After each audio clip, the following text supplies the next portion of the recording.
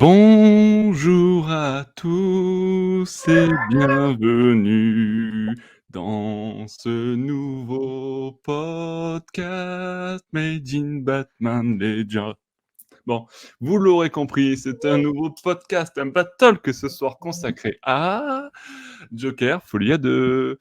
Oui, moi c'est Nico et je suis accompagné de 4 autres membres de la team Batman Legends avec Kevin, Bonjour tout le monde. mais aussi Siegfried, Bonsoir tout le monde. Alexandra est là, Salut tout le monde. ainsi que Benoît. Salut! Et voilà, je poussais la chansonnette, puisqu'effectivement, on va peut-être parler aussi un peu musique, et pas forcément que cinéma. C'est un petit peu le thème de ce Joker Folie à 2. Alors, ce podcast va se faire en 2 petites parties. On va prendre une petite partie avec quelques petites minutes pour vous parler du film de manière générale, un petit tour de table sans spoiler, pour ceux qui n'auraient peut-être pas vu le film. Et puis ensuite, je vous préviens, on spoilera comme des porcs, donc vous serez invités, si vous voulez pas vous faire spoiler, à quitter ce podcast, à revenir plus tard. Voilà, pour les autres, vous pourrez rester jusqu'au bout, bien entendu. Voilà, les amis, je vous propose d'enchaîner tout de suite avec cette première partie de ce podcast. Un petit tour de table, ça va donner un petit peu peut-être un peu comment dire, le tempo de ce podcast et de cette soirée. Tiens, je commence par le bas dans les vignettes pour ceux qui sont sur YouTube. Benoît, quel est ton avis sur le film de manière générale? Tu sais, les Grecs anciens, ils faisaient des signes, tu sais, pour les gladiateurs, savoir s'ils allaient mourir ou pas. Ouais, j'ai vu ça dans Orangina aussi. Ouais, ouais, bah oui, aussi, ouais, ça marche. Et donc ça, c'était pour qu'ils vivent, tu vois. Donc Ouais. on va rester sur le premier, on va faire comme ça. Ça, c'est très podcast compatible, mais on fait pour ceux qui sont sur YouTube, pas de souci. Voilà, d'accord. Et puis après, on peut mettre le pouce comme ça. Et Vers le pour moi, bas. ça résume le 2. Ok, Voilà. très bien. Merci pour cette belle image. Alexandra, qu'as-tu pensé du film? J'ai pris le pouce, hein, j'ai pas pris autre chose, hein. Je te remercie grandement. Moi j'ai perdu 2 heures et quelques sur ma journée. 2h20, je crois. J'étais pas, ouais, 2h20 à peu près. Bon, peut-être pas tout, parce qu'il y avait quand même 1 ou 2 minutes qui sont bien, donc j'étais plus ou moins énervée, ouais. J'avais pas forcément envie de perdre ma matinée. Donc non, Ok. je n'ai pas du tout aimé. Mais là, c'est trop compliqué sans spoil, mais j'ai été très déçue. Et pour une fois dans ma vie que j'ai des attentes sur des films autour de super-héros ou super-héroïnes ou super-vilains ou super-vilaines, j'aurais pas dû. Ouais, je suis tombée dans le panneau de la com de Warner. Ok. Ok, ok. Oui, bah après, c'est aussi peut-être aussi un peu le panneau des attentes liées au premier film, tu vois, tout simplement, sans aller dans la Ah com. non, non, parce que Ah oui, moi d'accord. j'avais vraiment une attente, par rapport à Harley Quinn parce que, comme vous savez, c'est un personnage qui me tient beaucoup à cœur et j'aime beaucoup les comédies musicales, donc il y avait un peu plein d'éléments et je me suis dit, «Chouette, d'avoir, une nouvelle version Harley Quinn, et d'aborder autre chose qui peut être tout aussi bien différente des comics, mais qui apportera sa patte à l'édifice comme a pu le faire, les séries animées, ou Margot Robbie et c'est pas le cas. Ok, ok. Bah, on a déjà parlé de Margot Robbie, 3 minutes d'enregistrement. Siegfried, qu'as-tu pensé de ce film Joker Folie à 2? Ce qu'on est pensé, c'est que j'étais surpris de la réaction de Benoît, parce que quand il a commencé son histoire de pouce vers le haut, vers le bas, je pensais que ça allait finir en doigt d'honneur. Parce Non, que t'as c'est vu, une... Il aurait pu, j'ai il été aurait pu. sage. Voilà. J'ai été sage. J'ai admiré la retenue parce que je pense qu'on est plusieurs, et clairement beaucoup parmi le spectatorat, à avoir ressenti le film comme une espèce de doigt d'honneur aux spectateurs, qui semble cracher sciemment sur les personnes qui ont aimé le premier Joker et qui ont pu ressentir une fascination pour le personnage. Et voilà, il y a quand même une manière de nous dire, mais vous êtes complètement con, vous n'avez rien compris, regardez, je vais démolir votre icône pendant 2h20 et toutes les attentes que vous allez avoir, je vais les détruire, je vais vous massacrer, et je vous crache à la figure. Enfin, c'est une impression qu'on peut ressentir assez fortement, qui interroge vraiment sur ce que Philippe a voulu faire avec ce film. Et effectivement, il y a une déception qui est fatale quand on s'attend à voir un Joker 2. C'est pas un Joker 2, c'est pas une suite à Joker du tout. C'est une réponse aux réactions au premier film.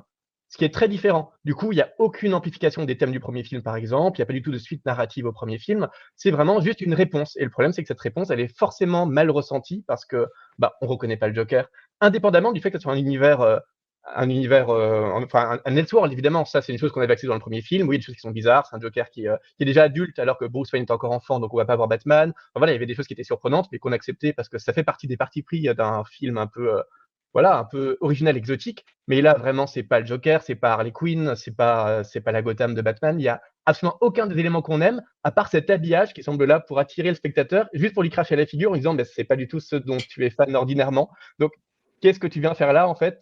T'as payé ton billet, mais regarde, je vais me moquer de toi. Et le problème, c'est que c'est pas juste une insulte aux fans du premier Joker ou aux fans du Batverse, parce que ça, à la rigueur, ça peut être intéressant. Un film qui transgresse un peu nos attentes, ça peut avoir son intérêt. C'est qu'à la fin du film, on se demande quand même, mais quel était le projet en fait? Qu'est-ce que tu essaies de raconter?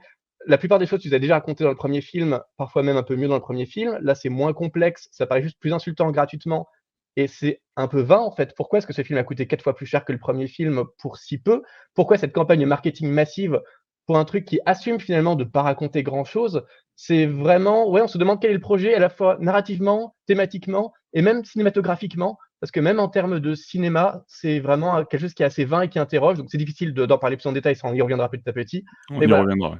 moi vraiment, il y a une surprise à la fin, une surprise qui est très désagréable sur mais qu'est-ce que j'ai vu en fait, à quoi servait ce film? Et c'est étrange d'avoir cette impression parce que souvent devant des films qui sont un peu nuls, y compris dans le DCU par exemple, ou devant des films super-héros, on se dit bon, c'était nul, je vois ce qu'ils ont voulu faire, une espèce de grosse machine marketing pour attirer un peu un public un peu débile qui veut se débrancher le cerveau, et puis c'est tout. Là, on sait juste pas ce qu'on a voulu nous raconter, et on ne sait pas parce qu'on a du mal à se dire qu'en fait, on a juste voulu nous insulter, donc on essaie quand même de chercher à se raccrocher à quelque chose, de trouver des raisons d'aimer. Est-ce que c'est une charge? J'ai lu ça, je comprends pas. J'ai vu des gens qui disaient que ça a essayé d'être une nouvelle adaptation du Joker, mais sur la comédie musicale, alors que c'est pas une comédie musicale, que ça a essayé de mélanger des genres, alors que chaque genre qui est utilisé dans le film est mauvais, que c'était une dénonciation du traitement des malades mentaux, mais c'est absolument pas ça. Enfin, bref, voilà, et on reste dans cette interrogation qui est particulièrement désagréable parce que là, vraiment, on ne sait pas ce qu'a voulu faire Phillips et on a du mal à trouver une autre explication qu'il a voulu nous insulter, et ça, c'est vraiment très déplaisant. Ok, sur cet avis tranché de Siegfried, je vais te demander, Kevin, qu'as-tu pensé du film? Moi? Alors moi? Oui. Oui. Alors, alors moi, Mais vas-y, tu peux y moi, aller justement. Tu seras la caution ouais, positive de ce podcast. j'ai peur de passer pour l'extraterrestre du groupe ou le relou du groupe. Non, mais c'est bien, Mais au moins ça non, mais permettra ouais, aussi de ouais. contrebalancer à certains moments. Il y a pas de puis après, j'imagine que tu n'as pas forcément tout aimé comme, moi j'ai pas tout détesté, Oui. tu vois? Donc, Non, bien sûr. Mais non, moi j'ai beaucoup aimé. Voilà. voilà. Comme Est-ce que je silence. laisse le blanc? Non. Non, non, mais tu bon, tu préfères, développer dans les spoilers ou tu veux développer un petit peu ici, de manière générale? De manière générale, alors, moi j'ai trouvé Le que, nombre d'entrées, c'était le nombre d'entrées au cinéma dépend de ton avis maintenant, Kevin. c'est chaud là, j'ai une énorme pression. De toute façon, peu importe ce que je vais dire, je sais que ça va rien changer. Mais bon, après l'essentiel c'est de faire son propre avis. Il faut voir le film pour faire son propre avis. Bien sûr. Je tiens à préciser aussi d'ailleurs que, je n'aime pas absolument tout. Voilà, il y a des choses que je n'aime pas. Voilà, j'aime beaucoup les comédies musicales aussi, mais seulement quand c'est bien fait, du style La La Land, voilà, The Greatest Showman, voilà, quand des bons trucs. Tout ce qui est High School Musical ou toutes ces conneries, ça, moi, je veux même pas en entendre parler. Mais Ouais, ça pour c'était ce pour Ouais, les fans film, de High School attention, on est Musical. Ça obligé c'est pour les de fans de toucher High à ma School Musical. jeunesse comme ça, là. On est lundi, hein. Non, mais là, excuse-moi, on est sur un podcast qui dénonce. je Allons-y, tiens les je amis. tiens juste à préciser, voilà, que je n'aime pas tout, non plus, quoi. Non, moi, pour moi, j'ai trouvé que bon, c'est vrai qu'on a l'impression que c'est un peu le film de trop. Déjà, à la base, il devait pas avoir de suite. Pour moi, il devait rester simplement, voilà, juste un, donc le premier Joker. Ce film-là se suffisait à lui-même, voilà, il y avait pas besoin de suite. Après, j'ai trouvé que, voilà, ce Maintenant, qu'ils ont il est là. fait, Bon. voilà, il est là, donc voilà, après l'avoir vu, moi, j'ai trouvé que c'était plutôt quand même pas mal. Il y a quand même largement pire. Après, je peux comprendre, pourquoi on peut ne pas l'aimer. Je comprends tout à fait. Déjà, d'une, c'est sûr que pour les gens qui détestent, les films avec musicaux et tout ça, bon, ça, c'est sûr et certain que vous allez pas du tout aimer, c'est même pas la peine de le voir. Pourquoi toi, Hem, t'aimes bien, du coup? Moi, j'aime bien, alors parce que, j'ai trouvé déjà qu'on retrouvait l'univers, du premier. On voit qu'il y a déjà tout qui est réuni, ne serait-ce déjà que l'ambiance. Moi, mes attentes aussi, je m'attendais pas à un pur Joker, vraiment Joker. Là, pour moi, c'était vraiment, une histoire sur Arthur Fleck, vraiment. C'était pas, le Joker, en fait, est carrément secondaire pour moi, dans ce type de film-là. Ça avait rien à voir avec ce qu'on pouvait voir, dans les Batman ou autres. Hem, donc peut-être, voilà, que j'avais une autre attente par rapport à d'autres, peut-être. Mais et j'ai trouvé aussi que les musiques, ça allait bien avec le film parce que, tout se passait en fait dans la tête, d'Arthur Fleck déjà. J'ai trouvé ce côté-là un peu bien fait. On sent tout de suite en fait que Arthur Fleck, dès qu'il a un choc émotionnel, ça bascule tout de suite sur la chanson. Donc déjà, c'est dans sa tête. Après, je suis d'accord qu'il y a trop de chansons. Il y a certaines musiques, voilà, où c'était pas la peine. Il y a certains passages où, c'était inutile. Hem, mais sinon, voilà, même au niveau du personnage, qu'il est fidèle quand même à lui-même, même si à la fin, voilà, enfin, je raconterai plus tard après Oui, oui, dans la partie spoiler, on n'est pas encore mais à la partie spoiler. Ça voilà, débauche. mais en gros, voilà, moi j'ai aimé parce que, ça change, voilà, c'est quelque chose qui casse un peu le code de tout ce qu'on voit habituellement et heu et voilà. Après je préciserai un peu plus après, sans OK. spoil. OK. Oui, bien sûr, on va revenir en détail sur tous ces points, Voilà, dans la partie ce sera spoiler plus facile, ce sera plus facile. qu'on va lancer d'ailleurs, incessamment sous peu. Je vous laisse, pour ceux qui n'ont pas, donc du coup encore vu le film et qui ne veulent pas se faire spoiler, vous pouvez quitter la vidéo maintenant. On va se donner, encore 5 secondes, voilà, le temps que tu sors ton téléphone peut-être ou le temps que voilà, tu coupes, tu enlèves tes écouteurs, j'en sais rien et hop, voilà, à la fin, il meurt, voilà. Donc là, on est bien dans la partie spoiler et donc, du coup, dans cette partie spoiler, on peut y aller, les amis. Moi, je voulais, forcément, on peut pas passer à côté de la partie musique de ce film puisqu'elle est omniprésente. D'ailleurs, je vous ai pas demandé, juste, en répondant peut-être à la première partie, si vous pouvez me dire si vous l'avez vu en VO ou en VF, ça peut peut-être changer l'appréhension de la musique. Moi, je l'ai vu en VF et je trouve que les inserts de musique, du coup, on rebascule sur la VO. Parfois, par moments, c'est un petit peu violent, mais bon, du coup, j'imagine qu'en VO, c'est un peu plus fluide, peut-être. Oui. Tiens, Alex, tu disais que tu aimais beaucoup les comédies musicales, mais que tu n'avais pas aimé ce film. Dis-nous en plus. Bah, parce que c'est pas vraiment une, comédie musicale après, hein. Pour le coup, ça répond pas, au Oui, genre mais il cinématographique. y a Il y quand même a en beaucoup d'inserts de musique, donc forcément, on Ouais, l'associe mais un tu as des peu. films qui a des inserts des musiques, enfin dans ce cas-là, tous les Disney sont des comédies musicales et c'est pas forcément vendu comme ça. Il y a des en fait, il y a des moments musicals, notamment qui sont dans la tête, d'Arthur Fleck slash Joker, qui sont, heu, qui sont là, orchestrés, où il peut même avoir une sonographie qui est différente et puis il y a des moments un peu chantés parlés, qui sont, d'une discussion en fait entre les 2. Moi, enfin, justement, comme c'est pas une comédie musicale, j'ai pas forcément d'avis sur ça. Enfin, moi, c'est très compliqué pour moi de parler juste sur l'aspect comédie musicale parce que, heu, c'est censé raconter quelque chose, alors que là, ça ne raconte rien et c'est un peu mon avis globalement sur le film, c'est que ça ne raconte rien. On a 1 heure de film sur, un Arthur Fleck qui finalement redevient Joker pour une 2e heure de film où Joker redevient Arthur, entrecoupé d'une, Harley Quinn qui est en fond, qui vient un peu, l'émoustiller pour qu'il redevienne le Joker et qui tout de suite, quand elle change, ne veut plus. Ce qui n'est pas très logique par rapport au personnage principal. Et l'aspect musical, il est bon parce qu'on a choisi, Lady Gaga. Ça pour le coup, on peut rien redire sur ça. Elle chante très, très bien. Elle voilà, elle prend la lumière, et les musiques en tant que telles, enfin, le coup de com', un peu ce que je disais tout à l'heure, c'est que l'album, du film, en tout cas un des albums surprises de Lady Gaga est sorti quelques jours avant le film, donc elle interprète des musiques qui peuvent être chantées, là par, l'acteur, mais qui sont finalement par elle et j'aime beaucoup. Enfin, il y a quelque chose d'assez jazz, du coup, m'a manqué sur le film là où il y avait pas de danse. Enfin, si on veut vraiment, parler de comédie musicale, dans ce cas-là, il manquait, voilà, peut-être Bon, des il y a un peu figurants qui puissent aussi. il y a un peu de danse quand même. Il y a même Joaquin Phoenix qui fait des claquettes à un moment donné, tu vois? Waouh! Je suis allé Ouais, loin, tu vois? non, mais là, Il là, là, je propose te parle. de la danse quand Non, même, mais là, non, mais du de coup, la choré. si j'ai tiqué sur High School Musical ou s'il parle tout à l'heure de Greatest Showman ou La La Land, on parle de la danse. On parle Oui, là, c'est autre chose. d'une danse, Ah oui, voilà, oui. d'une danse à 2, d'une danse derrière avec des figurants, pourquoi pas plus de musiciens, enfin, voilà, là, on parle de comédie musicale. Là, il y a des moments musicaux qui, des fois, n'apportent rien, qui, des fois, sont très sympas, Ouais, c'est mais ça. sur Il cette y en a deux trois. Moi, j'en ai deux trois qui effectivement étaient pas mal, mais voilà, après il y en a d'autres, effectivement, c'est un peu dur.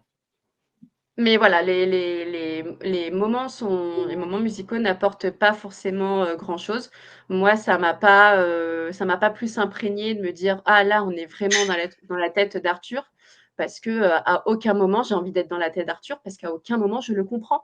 Parce que il y a une forme de distance qui se place entre toi et ce film-là et entre toi et entre ces 2 personnages.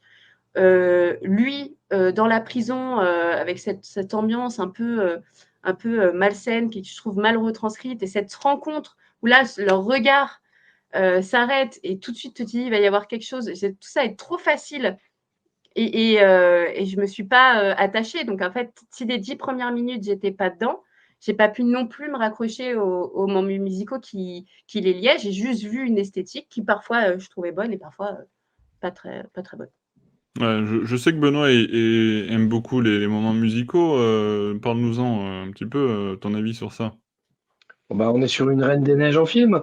Donc, comme je hais la Reine des Neiges, non, non, faut pas tout, c'est pas tout noir et blanc. Il y a certaines, voilà, Lady Gaga chante quand même plutôt très bien.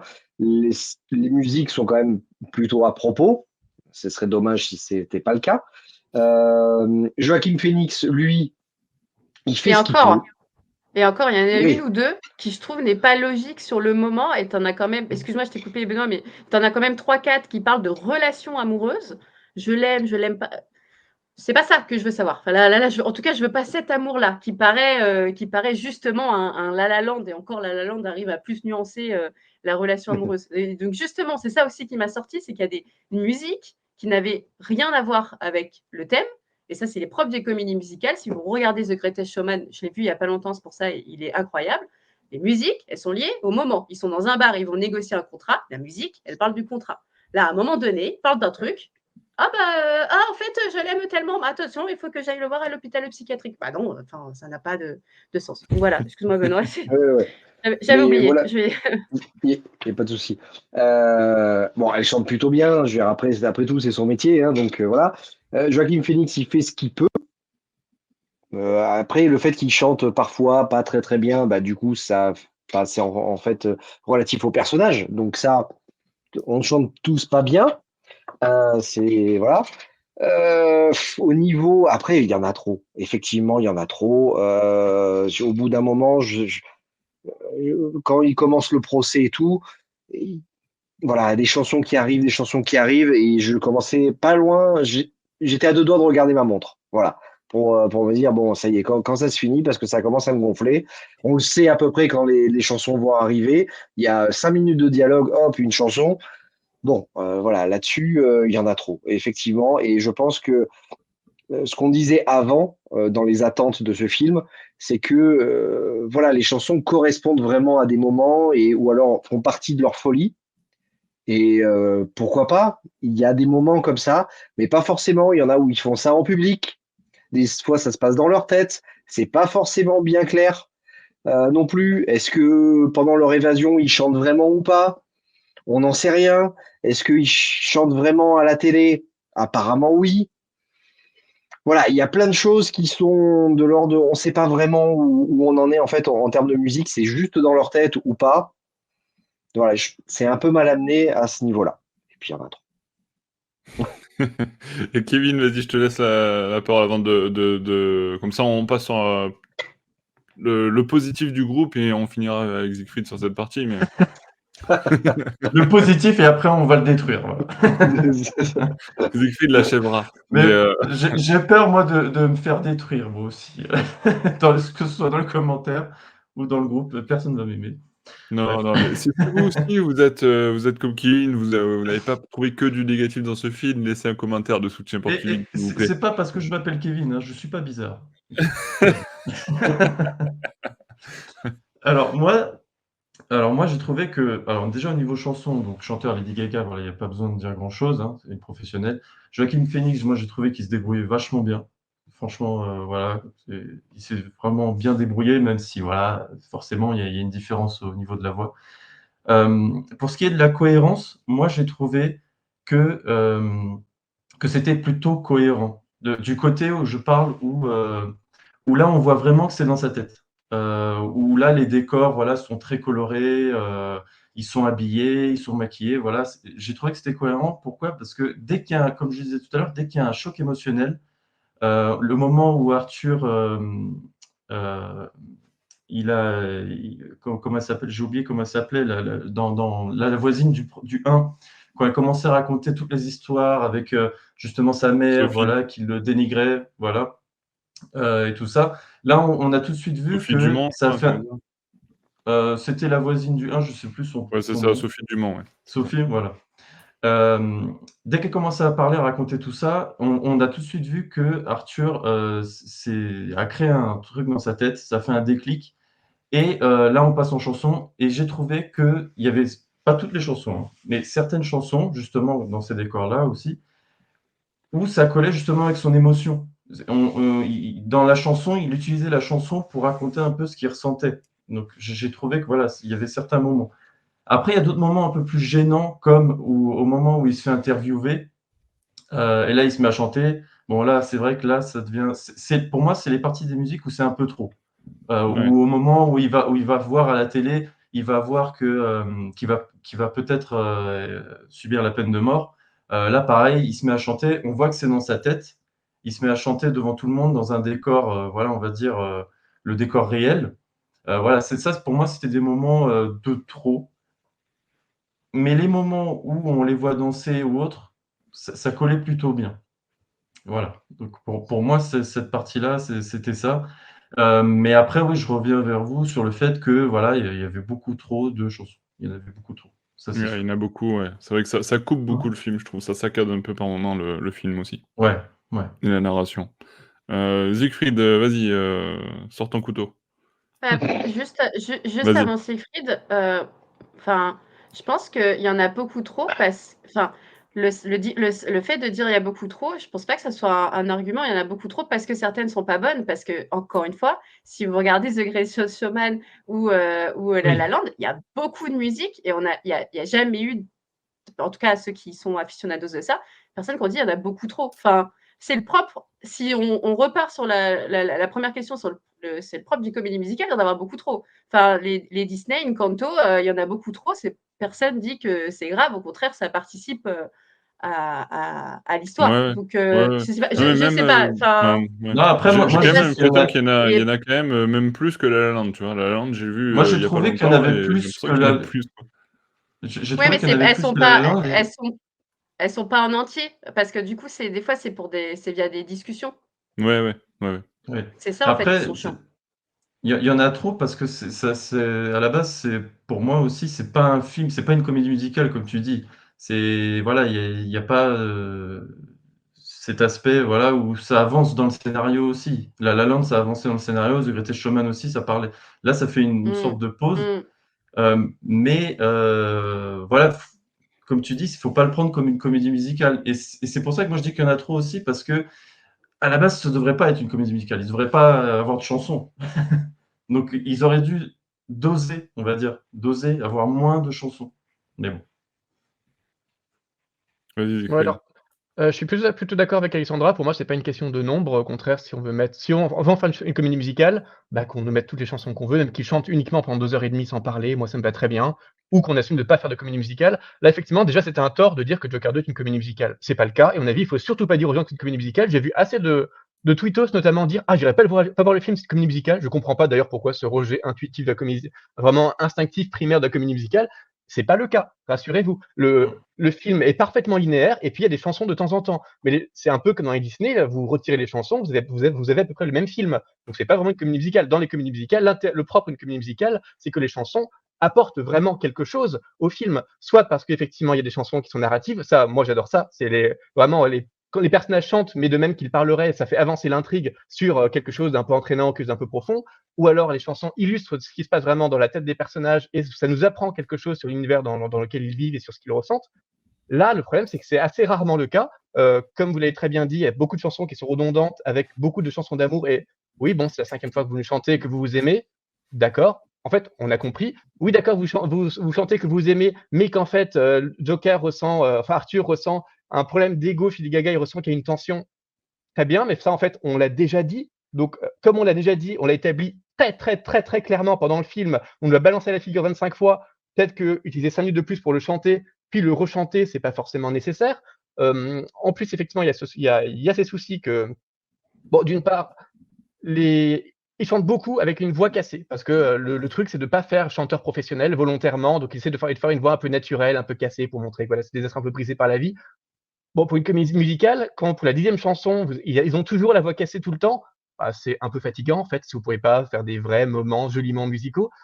Et effectivement, pratiquement, enfin 95 du temps, enfin dans 9 chansons sur 10, les chansons se passent uniquement dans la tête d'Arthur. Et en plus, Arthur imagine que Harley et lui, ils sont sur une scène ou dans un lieu imaginaire. Donc on se demande pourquoi le côté show n'est pas plus assumé. S'ils sont sur une scène imaginaire, en plus dans la tête de quelqu'un de psychotique comme le Joker, ça pourrait être complètement fantaisiste. On peut imaginer quelque chose de complètement fou. Et c'est pas du tout le cas. C'est extrêmement peu inventif. Les chorégraphies sont extrêmement plates. Enfin, ça fait longtemps que j'ai pas vu une comédie musicale aussi plate en termes de chorégraphie. Et là, on parle d'une pseudo-comédie musicale, enfin d'un film qui veut des moments de comédie musicale qui a coûté 200 millions. C'est-à-dire qu'il est plus cher que La La Land, par exemple. Il est beaucoup plus cher que The Greatest Showman. Est-ce qu'il n'y a pas un problème dans le peu d'implication que l'équipe créative a eu pour la création de ces moments de show qui ne s'assument pas du tout comme show. Pour moi, c'est vraiment un souci. En plus, la plupart des chansons sont effectivement des chansons qui n'ont pas été écrites pour les films. Ce sont des vieilles chansons des années. Je crois que la plus vieille date des années 20 jusqu'à l'époque contemporaine, qui sont donc effectivement souvent des chansons d'amour qui ne racontent pas forcément grand-chose.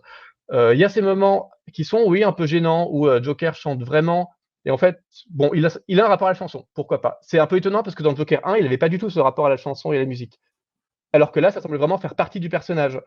Au point qu'il chante vraiment, voilà, y compris pendant une interview télévisée. Bon, pourquoi pas, c'est un peu étrange. C'est un peu dommage que la dernière chanson du film, ça soit Joker en train de chanter Ne me quitte pas au téléphone et Lady Gaga. Oui, le Ne me quitte pas de Brel en anglais. Ouais, d'accord. Enfin, c'est quand même extrêmement pauvre dans ce que ça dit du personnage, d'autant qu'on l'a vu pendant les 2 tiers du film, que Joker voulait se rapprocher de Harley et sentait que Harley s'éloigne de lui parce que Harley ne l'aime pas pour ce qu'il est, mais il veut pas qu'il la quitte, qu'elle le quitte pour autant. Donc juste finir sur un «Ne me quitte pas», c'est un peu pathétique. Et voilà, pratiquement toutes les chansons, il y en a 1 ou 2 seulement, qui permettent d'illustrer un peu l'univers mental et émotionnel de Joker à ce moment-là. Donc à la rigueur, ça peut être plus intéressant. Mais les 3 quarts sont vraiment complètement redondantes par rapport au film. Et déjà que le film manque de subtilité, déjà que le film nous répète et ressasse et ressasse et ressasse 25 fois les mêmes choses pour être sûr qu'on ait compris, alors que, bah oui, on avait compris. Souvent, on avait même compris dans le premier film. Donc vraiment, c'était pas nécessaire. Alors avoir en plus des moments de 3-4 minutes avec des musiques qui sont pas, on va dire que c'est subjectif. Moi, je les ai pas particulièrement aimées la plupart du temps, mais on va dire que c'est subjectif, qui en plus ne font que répéter les mêmes choses. Bon, c'est quand même un peu dommage avec ces chansons qui sont très illustratives, très répétitives. Et effectivement, il y a cette gêne supplémentaire que ces moments musicaux sont insérés au forceps. C'est-à-dire que à chaque fois qu'on voit que Arthur va s'endormir, qu'il ferme les yeux, on se dit ah, on va voir une musique. Mais c'est un peu un souci quand même, non? Donc si la caméra se rapproche de la tête du personnage ou s'il s'endort, on sait qu'on va avoir un insert qui ne sert à rien, de juste pure parenthèse musicale de 5 minutes. Et comme c'est une pure parenthèse, on sent aussi que si elle était supprimée, ça serait exactement la même chose. Enfin, allez voir les comédies musicales de Demi, allez voir les chansons sous la pluie ou La La Land, ou allez voir tous les standards du genre, c'est jamais inséré au forceps à ce point-là. Le moment de comédie musicale n'est pas supposé être uniquement le rêve facultatif d'un personnage, parce que si c'est le rêve facultatif d'un personnage, épargnez-le nous en fait. Time Oui, to pardon, the Wood aussi. Time to the Wood, je sais pas si tu l'as vu oui. celui-là? Oui, Ouais, bien qui sûr, oui. reprend des contes Disney. Celui-ci, il est incroyable aussi, comment ils amènent les musiques. Après, Donc, on disait que c'était pas une comédie musicale pour Folie à 2, donc du coup. Oui, mais justement, c'est Oui, pas une mais comédie musicale, parce que Est-ce qu'on doit le juger comme tel, tu vois? Oui, mais mais non, mais on attention, juge les moments musicaux. Et donc, c'est on ça. revient sur le fait que les moments musicaux revient à une comédie musicale. Bon, c'est le serpent qui se mord la queue, si vous voulez. C'est là où on commence à se dire qu'on critique pas la comédie musicale. Du coup, comme c'est une comédie musicale, on critique pas les moments musicaux. Mais ils te vendent une comédie musicale. Voilà. Je suis Wa- désolée, en fait, je vais m'énerver la plupart du temps. Pardon, je suis vraiment désolée. Mais ça Wa- m'énerve. la Warner a quand même T'as besoin vendu de comme vider une ton comédie, comme une comédie musicale. Et en outre, même si, voilà, pour moi c'est faux de dire que c'est une comédie musicale, c'est un film qui volontairement emprunte des moments à la comédie musicale. Donc ça fait partie des genres assumés par le film. Mais le problème, c'est que peut-être qu'à mélanger trop de genres, mais ça on en reparlera après, à mélanger trop de genres, le film se perd dans tous les genres auxquels il emprunte. Et effectivement, on se demande si. Est-ce que Todd Phillips a voulu juste s'amuser en rajoutant des moments de comédie musicale à un film qui n'était pas une comédie musicale et du coup, il faut qu'il les insère des moments où le Joker s'endort parce que sinon il sait pas où les insérer parce qu'il n'a pas de moment où les insérer. Ou est-ce qu'au contraire, il a juste voulu faire un enchaînement de clips de comédie musicale et il a dû faire un film entre les moments musicaux, mais un film qui du coup ne raconte pas grand-chose non plus. En tout cas, voilà, il y a ce souci d'un sentiment d'hétérogénéité entre les moments musicaux et les moments narratifs qui n'apporte pas grand-chose au thème du film, qui ne raconte pas grand-chose. Souvent, on se dit, soit on aurait pu couper les moments musicaux, soit les personnages auraient pu se parler pendant 10 secondes et ça aurait été plus clair que 3-4 minutes de chanson. Mais voilà, il y a ce sentiment d'une impureté du film qui vient de ces moments musicaux et qui pose problème parce que ça en fait une très mauvaise comédie musicale. Donc, heureusement ou pas, que le film essaie d'emprunter un autre genre et de ne pas se contenter d'être une comédie musicale parce que sinon il serait bien pire que High School Musical. Parce que High School Musical, on peut lui reprocher ce qu'on veut. C'est une bonne comédie musicale qui a compris tous les codes, de la comédie musicale et qui les utilise bien. Là, c'est pas du tout le cas. Oui, oui, bien sûr, il y a beaucoup de défauts sur ce point-là. Effectivement, après moi comme un symbole, tu vois, une libération, c'est à la fin du film lorsque Arthur retrouve, Harley Quinn, ils sont dans les fameux escaliers du premier film, à côté de son premier appartement. Il la retrouve et elle essaie de chanter et là Arthur lui dit: «Non, ne chante pas, parle-moi». Voilà, c'est tout un symbole, tu vois, à la fin du film. C'est exactement ce que je me disais dans ma tête. Donc, C'était un merci clin d'œil Arthur. spécial pour Benoît. J'ai parlé Merci, au réalisateur, il a dit que c'était pour Benoît. Merci Dans le Arthur. ferme ta gueule. Il s'est dit, il va pas aimer, on va lui dire, voilà, ferme ta gueule. Voilà. Bon, vous l'avez compris, on n'est pas forcément hyper emballé par le côté musical du film, mais il n'y a pas que cet aspect, il y a beaucoup d'autres aspects. J'aimerais qu'on revienne notamment sur les acteurs. Primo à Joaquin Phoenix, qui a le rôle titre du film. Justement, on parlera de Lady Gaga peut-être plus en détail après. Phoenix, que moi personnellement j'ai trouvé un peu moins concerné que dans le premier film. Je sais pas si c'est votre avis aussi. Tiens, Kevin. Non, moi je l'ai trouvé vraiment excellent. Ouais. Non, mais j'ai trouvé Je bon vais me aussi, faire mais taper dessus, je je trouve pense. que c'est parfois, je sais pas, j'ai trouvé moins, je sais, comment dire, il m'a moins touché que dans le premier film, je pense. Après, il y a une différence parce que dans le premier film, on voit beaucoup plus son handicap, où il a un peu ce rire forcé et là, Joaquin Phoenix, il maîtrisait carrément le truc, dans le premier film. Là, cet aspect-là, on le voit carrément moins, voire même presque pas du tout. Donc, il y a ça en moins. Mais moi, non, j'ai trouvé que il était vraiment excellent. C'est un très bon acteur. Mais là, dans ce film-là, moi, je l'ai trouvé très bon. Surtout à la fin, parce qu'au début, c'est vrai que, en fait, il a moins de place. Il a moins de place pour s'exprimer. Il est dans la prison, voilà. Il prend des médicaments. Donc le personnage est beaucoup plus refermé sur lui-même. Voilà, il n'a pas assez de place.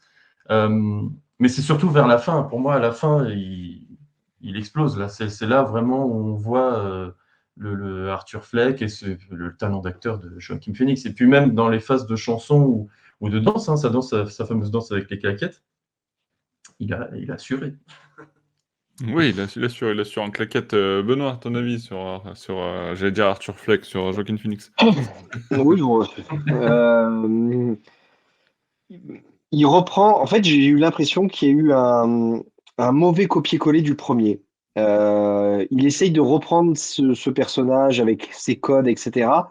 Je pense pas que c'est de sa faute véritablement. Je pense que c'est la faute de la mise en scène, la faute du réalisateur, parce que on essaye de nous faire croire que c'est le même personnage.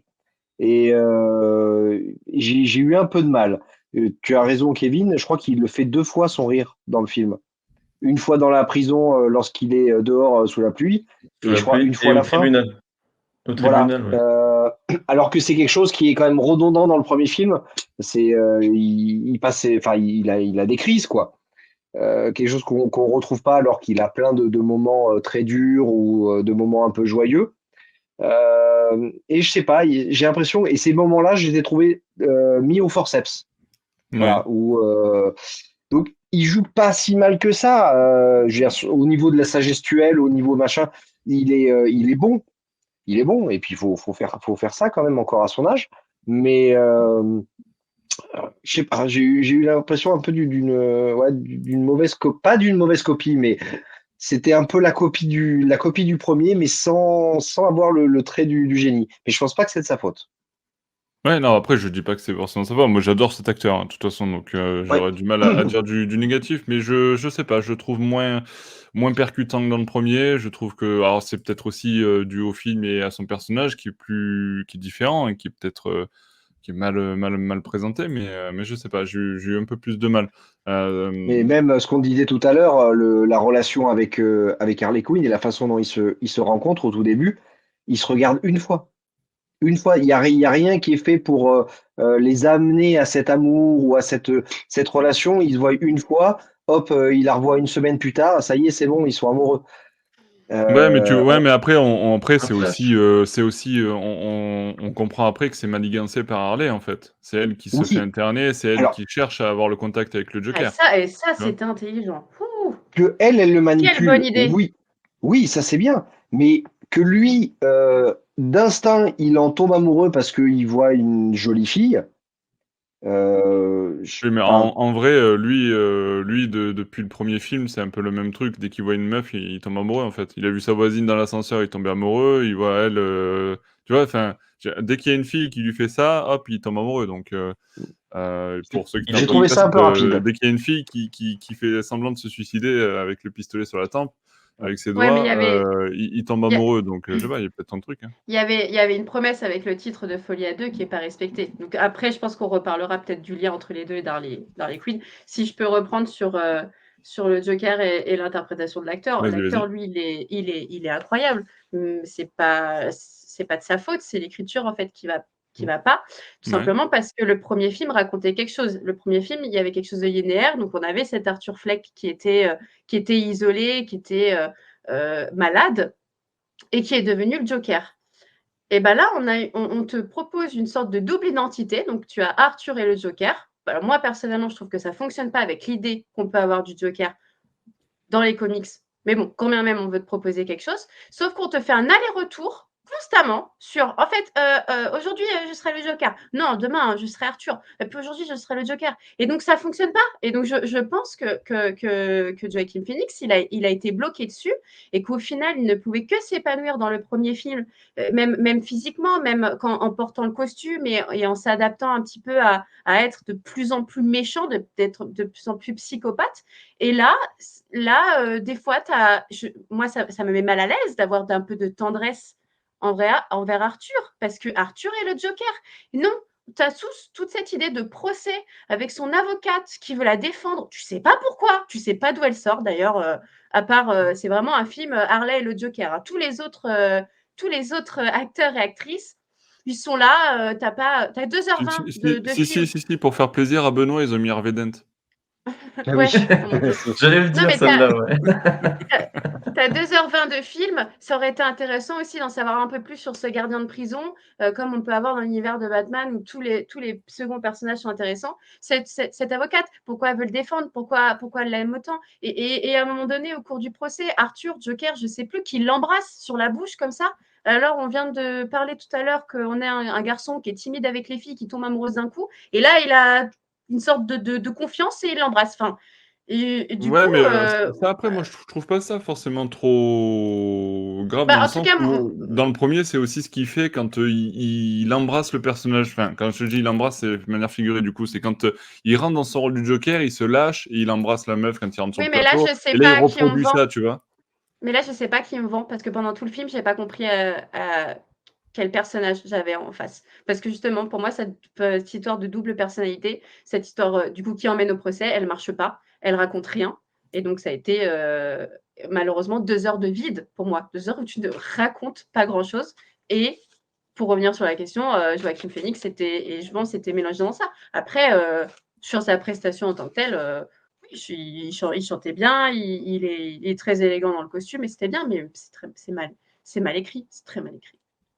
Cette Moi, je suis double le... personnalité là de Arthur et du Joker, j'ai trouvé ça au départ intelligent dans le sens où est-ce qu'il joue ça? Est-ce qu'il fait exprès justement pour être libre, comme on peut le voir un peu dans les comics ou même dans d'autres films, justement où il est intelligent et il trouve peut-être une façon de s'en sortir là-dessus. Et en fait, non, Mais en fait, non, non, il est juste malade. il est, il est malade ou même est-ce qu'il n'est pas c'est pas méchant ce que je veux dire, mais est-ce qu'il il est un peu con quand même. Il avait plein de possibilités pour s'en sortir, je pense, enfin, au moins deux ou trois, et il choisit la pire. À la fin, dans son procès, c'est vraiment, il se tire une balle dans le pied. Ouais. Ouais, mais tu vois, moi, C'est ce côté-là, ça amène un peu de mélancolie envers le personnage. Tu as ce côté où tu c'est te tout le dis, mais en film, fait, ça. en fait c'est le résumé de sa vie. C'est que le mec, il est né au mauvais endroit, au mauvais moment, et il a rien pour lui, le gars, jusqu'au bout, tu vois. Mais est-ce que c'est Et pas dommage d'avoir Mais c'est justement déjà ce cette... qu'on t'a raconté au premier film. C'est oui, non, mais ça. ça, après, bien sûr, mais Et c'est hyper dommage d'avoir cette évolution dans le premier où il devient le Joker, un psychopathe, etc. On le voit même dans la scène post-générique où il bute sa psychologue, enfin, ou la personne qui est en face de lui. Et mhm. là, on le retrouve dans le deuxième où il est Arthur Fleck. Et c'est tout. Il va essayer de jouer il joue à être le Joker, mais il l'est pas du tout. Il est pratiquement à aucun moment. C'est pas des phases où il Ouais, mais danse tu vois, qui moi, nous enfin, amènent moi, le Joker. je trouve que c'est amené aussi d'une certaine manière, dans le sens où, autant dans le premier que dans le deuxième, lorsqu'il est sous médicaments, le mec, il est anesthésié, il est calme, tu vois, il a sa vie, il a son boulot de clown, tout se passe bien, il se fait agresser dans la rue, il répond pas, il se passe rien du tout. À partir du moment où il arrête les médicaments, c'est-à-dire que quand Gotham, en gros, il ferme le centre social, il a plus accès à ses médicaments, il a plus ses médicaments, après, il commence à choper l'arme, il se fait agresser une deuxième fois. Là, cette fois, il est plus sous médicaments. Et là, il répond. Et là, il tue et il bute les 3 mecs dans le métro.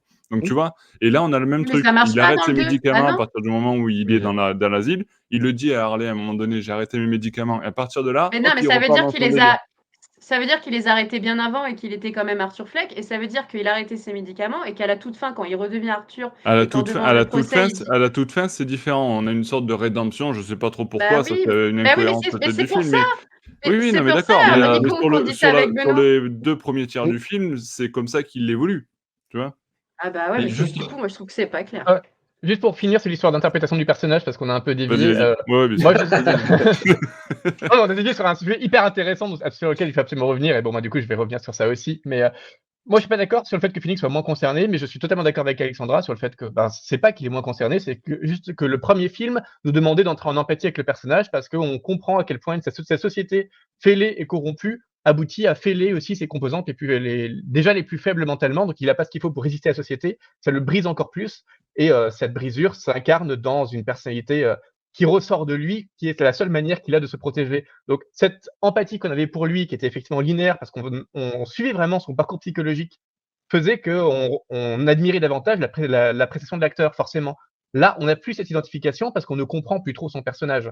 On voit plus un personnage qui est fêlé par ses troubles, mais on est juste mis à distance à force de ne plus savoir quoi en penser, parce qu'effectivement, tout ce thème que, en fait, c'est pas un personnage, mais ces deux identités dans la même personne, bah, c'était pas du tout un thème qui était présent dans le premier film, où il avait ses pulsions, et c'était des pulsions davantage de libération face à la société. Donc on postulait plutôt qu'il y avait un continuum entre le Joker et Arthur Fleck. Le Joker, c'était juste la face libérée enfin d'Arthur Fleck qui explosait à la face du monde à force d'accepter et de tout subir du monde. Tout à coup, on nous dit qu'en fait, c'est un trouble de dissociation et qu'en fait, ce sont deux personnalités dans la même tête.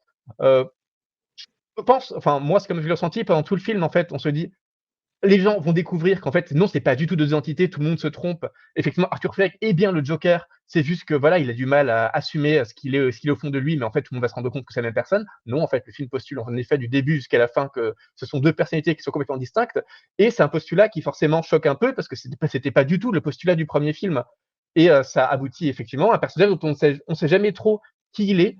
Et il y a même ces moments qui sont vraiment, il y a même une scène qui est une redite complète de Split où, où un personnage lui demande: «Mais est-ce que je suis en face de Arthur Fleck ou est-ce que je suis en face de Joker?» Et puis on a un gros plan sur Arthur Fleck qui est tout paumé et qui tout à coup fait un sourire sur de lui, qui prend sa cigarette et dont on voit qu'il est le Joker. Et voilà, on insiste sur ces mutations de personnalité Ce qui fait qu'on a un personnage qui est constamment divisé. Parfois, c'est le Joker qui joue Arthur Fleck, c'est le Joker qui joue le Joker, ou c'est Arthur Fleck qui joue le Joker, comme dans la dernière scène de tribunal, ou c'est Arthur Fleck qui est Arthur Fleck. Et à force de ces transitions et de ces cassures qui ne permettent pas de construire un personnage cohérent et qui ne sont plus cohérents avec le personnage du premier film, forcément, on ne peut plus s'identifier au personnage, et donc on ne peut plus vraiment apprécier pleinement la prestation de Phoenix, qui pourtant est excellent. En chaque moment où il tire sur sa cigarette, par exemple, c'est un élève du tabagisme qui est d'une intensité rare, parce que on ressent vraiment à quel point c'est le libère en tant que Joker d'avoir ce choc de tabagisme. Mais à part ça, effectivement, on est tout le temps perdu sur le personnage qu'on est supposé avoir sous les yeux. Et au lieu d'avoir un exercice d'empathie, on a un exercice de cas où on est dans la posture d'un spectateur analyste extérieur qui regarde juste, mais vraiment de façon extrêmement mise à distance, un personnage qui n'arrête pas de muter selon les différentes émotions qui le parcourent. Et forcément, ça ne permet pas de se projeter dans le jeu de cet acteur de façon aussi efficace que dans le premier film. Surtout si on n'adhère pas à ce postulat des deux identités. Et puis il y a un truc d'un coup aussi qui me tilte, mais dans le premier film, tous les personnages secondaires avec qui interagit Arthur sont là pour le descendre. Que ce soit sa mère, que ce soit les Wayne, etc. Il l'enfonce dans sa psychologie, quoi, le fait qu'il aille mal. Mais là, dans ce film-là, finalement, on a le gardien de prison. C'est des enflures, on est d'accord, mais Ouais, il le porte pas non plus. non, mais il le porte À pas un dans son moment, cœur, mais il commence à s'affirmer, il s'en prend une bonne, quoi. non, Oui, mais mais c'est lui qui il, l'emmène il est à la voilà, chorale. exactement, il l'emmène à la chorale. Il y a son avocate qui essaye de l'aider. Il y a quand même pas mal de gens qui essayent de Ouais, mais il l'aider, mine l'amène de à la rien. Et chorale, même, on nous fait comprendre que c'est Ah, pour son intérêt à lui, hein. Moi, je oui, me non, mais souviens que à ce moment-là, quand il l'emmène à la chorale, c'était parce que il y avait quelqu'un, justement, je crois que celui qui s'occupait de la chorale devait passer à la télévision ou faire je ne sais quoi, monter en grade, je crois, à la mairie. Et du coup, le mettre là-dedans, ça allait lui mettre des bâtons dans les roues. Je pense que c'était pour Oui, ça oui, qu'il non, le mais mettait à la chorale. oui, mais mais mais du du coup, coup, il l'emmène à la ça l'aide. chorale. Bah oui, et il lui fait un cadeau quand même. Et de toute façon, Moi, à un je moment pense donné qu'il dans se le fout film, plus on de lui sa dit que gueule c'est un qu'autre bon chose. élève. Maintenant, on lui dit que c'est un bon élève, qu'il est gentil, que c'est l'Arthur tout simple. Donc, Oui, enfin, je suis désolée, mais c'est pas du tout le même traitement. Dans ce cas-là, Non? pourquoi? Alors, dans ce cas-là, mettez-moi d'autres plans de d'autres psychopathes qui, eux aussi, ont droit à des petites animations. Parce que c'est pas juste, parce qu'on comprend qu'ils sont isolés, c'est une routine. Bah voilà, c'est quelque chose d'hyper dur. Et lui, il a ce truc qui le sort. Ouais, mais Pour enfin, moi, je moi, le j'ai vois vu ça comme un plutôt. cadeau. Et puis j'ai vu Ben, ça comme, ah bah tiens, Après, il fallait bien peut-être passer que... à il s'en Harley sert, Quinn. mais en fait, c'est un outil politique dans la prison. On le voit, à un Voilà, moment donné, il signe le Oui, livre, etc. C'est une il est espèce plus d'outil connu que les politique. autres. C'est la star, c'est la rockstar du truc. Oui, Et ils essaient de s'en servir tous d'une manière ou d'une autre dans la prison. Moi, je le vois plus comme ouais, mais ça du que coup, comme un vrai. du coup, je rejoins Benoît, et je pense qu'il va confirmer. Du coup, il est une star. Du coup, il est mieux aimé, et c'est différent du premier, et ça ne marche pas. Enfin, non. nous, on n'y arrive pas, parce que on sait plus si on doit avoir de l'empathie, on comprend pas qui il est. D'un côté, j'ai envie, ah bah c'est sympa pour lui, ça a l'air de bien se passer, l'hôpital psychiatrique. Puis d'un côté, bah ah, peut-être que le Joker il va revenir. Donc voilà, je rejoins un peu Benoît sur ça, où c'est pas très clair, quoi. Il y a plus de personnages quand même qui l'aident dans ce film, avec son avocate, etc., qui est quand même hyper dévouée, hein. On ne sait pas Ouais. pourquoi, effectivement, mais elle est hyper dévouée. Même certains témoignages pendant le tribunal, que son pote ou même sa voisine, ils sont pas spécialement en sa défaveur non plus. Ils disent, oui, effectivement, il est malade. Et encore une fois, il aurait pu s'en sortir en suivant son avocate. Mais voilà, il prend toutes les mauvaises décisions. Mais après, juste pour revenir sur le personnage du Joker, moi, pendant tout le film, je le vois en tant qu'Arthur Fleck. Parce que à partir du moment où il a eu ce choc émotionnel, justement, où on parlait de sa mère, c'est là vraiment que dans le film, on l'a vu vraiment basculer du côté du Joker. Et Mmh. quand il y a quelqu'un comme lui, ou n'importe qui, quand il subit justement, enfin voilà, sa vie elle est totalement triste, voilà, il a subi vraiment beaucoup de choses. Il se crée justement ce personnage-là pour se protéger lui-même. Mais c'est sûr que ça va pas être le Joker qu'on connaît, nous, dans les comics ou comme dans certains films. Là, on est sur un gros spin-off qui met vraiment une grosse parenthèse, ils ont fait vraiment leur truc, leur salade. Donc moi, je le vois vraiment Arthur Fleck. C'est Bah, dans ce vraiment, cas-là, c'est lui. t'appelles pas le film le Joker. Dans ce cas-là, tu mets pas Folie à deux, où je répète, c'est Bah, un trouble c'est psychotique partagé, qui du coup est pas partagé parce qu'ils ont pas du tout le même trouble psychotique. Et dans ce cas-là, tu dis pas que c'est Harley Quinn. D'ailleurs, C'est cette, un film. ils ont utilisé les personnages de DC Comics pour faire Non, cette ils ont histoire. utilisé le premier film. Ils ont utilisé, et je rejoins, je crois que c'est Siegfried qui a dit ça au début. Ils ont utilisé notre hype, le box-office et l'amour qu'il y a eu et le dynamisme du film pour nous mettre un 2 qui n'est pas un 2. Et je pense que dans ce cas-là, on m'aurait pas mis le Joker. Je suis d'accord avec toi. Cette histoire d'un mec qui va pas bien, cette histoire d'Arthur, enfin, du coup, non lié au Joker, oui, pourquoi pas, c'est un film intéressant. Mais ce n'était pas la promesse. Et c'est là où tout à l'heure, je disais qu'il y a un peu un mensonge et que c'est ça qui m'énerve. Et en plus, c'est en train d'apporter un truc hyper négatif où il y a toute une déshype en ce moment de on en a ras-le-bol des super-héros et des super-vilains et des films, c'est mauvais, etc. Ça n'a rien à voir. Ce film n'a rien Non, à ça n'a voir. rien à C'est voir. incroyable comment on peut être, à part un costume, que ce soit pour le Joker ou pour Harley Quinn, on ne peut rien raconter. Il n'y a rien qui te lie. Quand Siegfried tout à l'heure parle de dynamisme autour des comédies musicales et de quelque chose de hyper vivant, bah pourquoi pas en fond mettre un truc dans une fête foraine. Ah ouais, ok. Là, les fans de comics, ok, on raccroche. Pourquoi on m'a pas foutu un marteau ou des roller derby à un moment donné pour Harley Quinn? Juste pour que je comprenne, tu vois, que c'est Harley et que c'est pas juste une fille lambda qui tombe amoureuse de ça. Et je vois pourquoi tu as aimé et je comprends, mais moi, c'est par rapport au truc global. C'est pas du tout la promesse. Ouais, mais Je ça trouve reste ça. cohérent. Mais bon. Alors, ça répond peut-être pas à tes envies, mais ça reste cohérent. C'est-à-dire que le Joker, c'est pas le Joker et Harley, c'est pas Harley, tu vois? Si on te Mais fait une c'est quoi? Harley Ah, mais c'est si on te cohérent fait en une Harley quoi? qui représente la vraie Harley, alors que le Joker ne Mais représente pas c'est le vrai pas ça que je Joker, veux dire. quel est le sens, tu vois? Mais c'est pas ça que je veux dire. J'ai pas dit que je veux que ça soit Joker Harley. Je veux que ça soit lié à une idée du Joker et du Harley. Là, ça n'a rien à voir. Tu enlèves Oui, le costume, c'est ça n'a rien à voir. C'est ça que je veux dire. Je veux Oui, pas mais que ça c'était après soit déjà le cas forcément dans le Harley premier au Quinn. final. oui, oui, après ça a créé en Bah, fait le le premier premier. raconte l'homme qui devient Joker. Là, on me Voilà, raconte c'est un homme ça. qui est Arthur. Mais c'est justement ça, en fait. Je pense que même tout le monde l'a vu, hein, tout le monde a voulu une suite où Joker soit 100 de Joker, où il met la ville à feu et à sang, voilà. Et en fait, il a détruit Bah, ça. après, Pourquoi? Parce faut pas que en oublier que fait, tout le monde dans le premier, il se passe cette émeute et tout, mais c'est indépendant de sa volonté, c'est pas lui qui est fait ça. indépendant de sa volonté, voilà. Mais justement, même nous, ou les gens dans le film, veulent que le Joker foute le feu, en fait. Et Ouais. je pense que c'est ça aussi que le réalisateur et même, enfin ceux qui ont fait le film, ils voulaient mettre un message en disant, voilà, c'est bizarre, les gens veulent que tout explose, que ce type, qui a vécu une vie, totalement misérable, voilà, pète un plomb, fout tout le feu. Mais non, voilà, justement, c'est pour ça que le 2 aussi déconstruit ça. C'est un message, en fait, qu'il fait passer aux gens. Moi, je le prends comme ça, c'est plus un message. Certes, je comprends qu'on peut ne pas aimer du tout, et qu'on peut se sentir trahi aussi, parce que voilà, on attendait carrément autre chose. Ouais. Mais voilà, Oui, moi on je le peut prends comme s'attendre ça. ils prennent ça à bras le corps, c'est pas le cas du tout, ouais. Siegfried, tu voulais Voilà. Christian, intervenir tout à l'heure? Non, mais enfin, je pense qu'on aurait pu faire passer le même message en satisfaisant un peu plus les spectateurs. Finalement, c'était aussi un peu le cas dans le premier, où effectivement des gens ont voulu voir une portée contestataire, alors que c'est pas du tout un film de gauche. Et là, de même, on aurait pu davantage satisfaire le spectateur en nous montrant un Joker qui serait quand même Joker, en dénonçant ses comportements de façon cinématographique. Là, le problème, c'est qu'effectivement, c'est ce que dit Alexandra, le film s'appelle quand même Joker, et à aucun moment ce personnage n'est Joker. On a quand même un Joker dont toute la vie consiste à avoir tué 6 personnes et avoir eu un procès. Qui en plus n'est jamais libre parce que dès ces 6 premiers crimes qui ont eu lieu, je sais pas, en quelques jours, là il se retrouve en prison et il meurt en prison. Enfin, il ne sait absolument rien passer à lui, enfin rien n'est connecté à lui qui concerne le Joker. Donc c'est pas juste une manière de faire passer un message sur le Joker, parce qu'on peut faire passer un message sur le Joker, on peut tout à fait faire un film, et c'est ce qu'on attendait d'ailleurs, un film qui soit à la fois jubilatoire et dénonçant l'attitude du Joker et qui nous mette nous spectateurs face à nos contradictions, plutôt que de nous dire c'est éternellement long.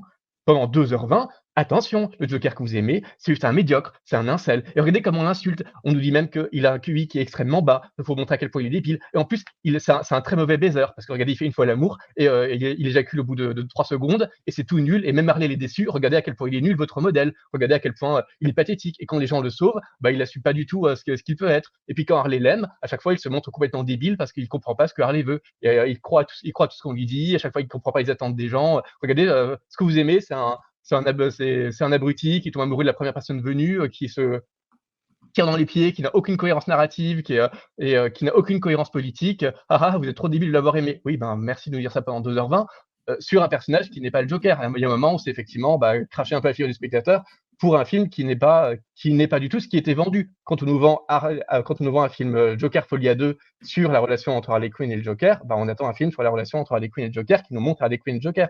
Pas un personnage qui n'a rien du Joker, un personnage qui n'a rien de Harley et des personnages qui ne racontent rien.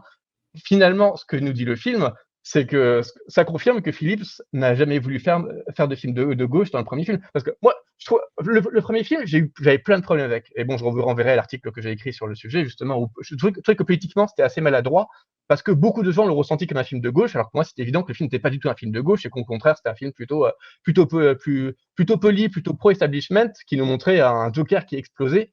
Mais au moins, il y avait cette aspérité, parce qu'on sentait que le Joker était quand même plutôt légitime dans sa manière d'exploser, parce qu'il avait tellement subi la société qu'il avait besoin de s'exprimer. Pourquoi pas? Là, Phillips, il assume juste que non, c'est pas du tout un réalisateur de gauche, et au contraire, il n'a absolument rien à dire dans son film, au point qu'il se moque de toutes les personnes qui auraient vu un message de gauche dans son film. L'institution, au contraire, dans ce film-là, est extrêmement polie. À aucun moment, on se dit que le juge, il abuse, ou les jurés, ils abusent, ou Harvey Dent abuse, par exemple. Mais l'avocate, elle est parfaite, les procureurs sont parfaits, on se dit effectivement, tout le monde a toutes les raisons du monde de se comporter comme ça.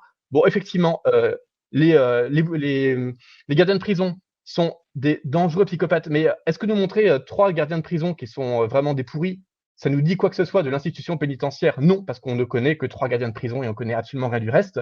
Tout ce qu'on voit à part ça, c'est des gens, c'est un establishment qui se comporte exactement comme il devrait se comporter face à un type qui, lui, est vraiment fêlé et ne parvient pas à trouver de soins, et même ça, on n'insiste pas dessus. Donc finalement, ouais, on est toujours dans le camp contre le Joker, et il y a quand même un problème dans ce que Phillips essaie de faire en termes de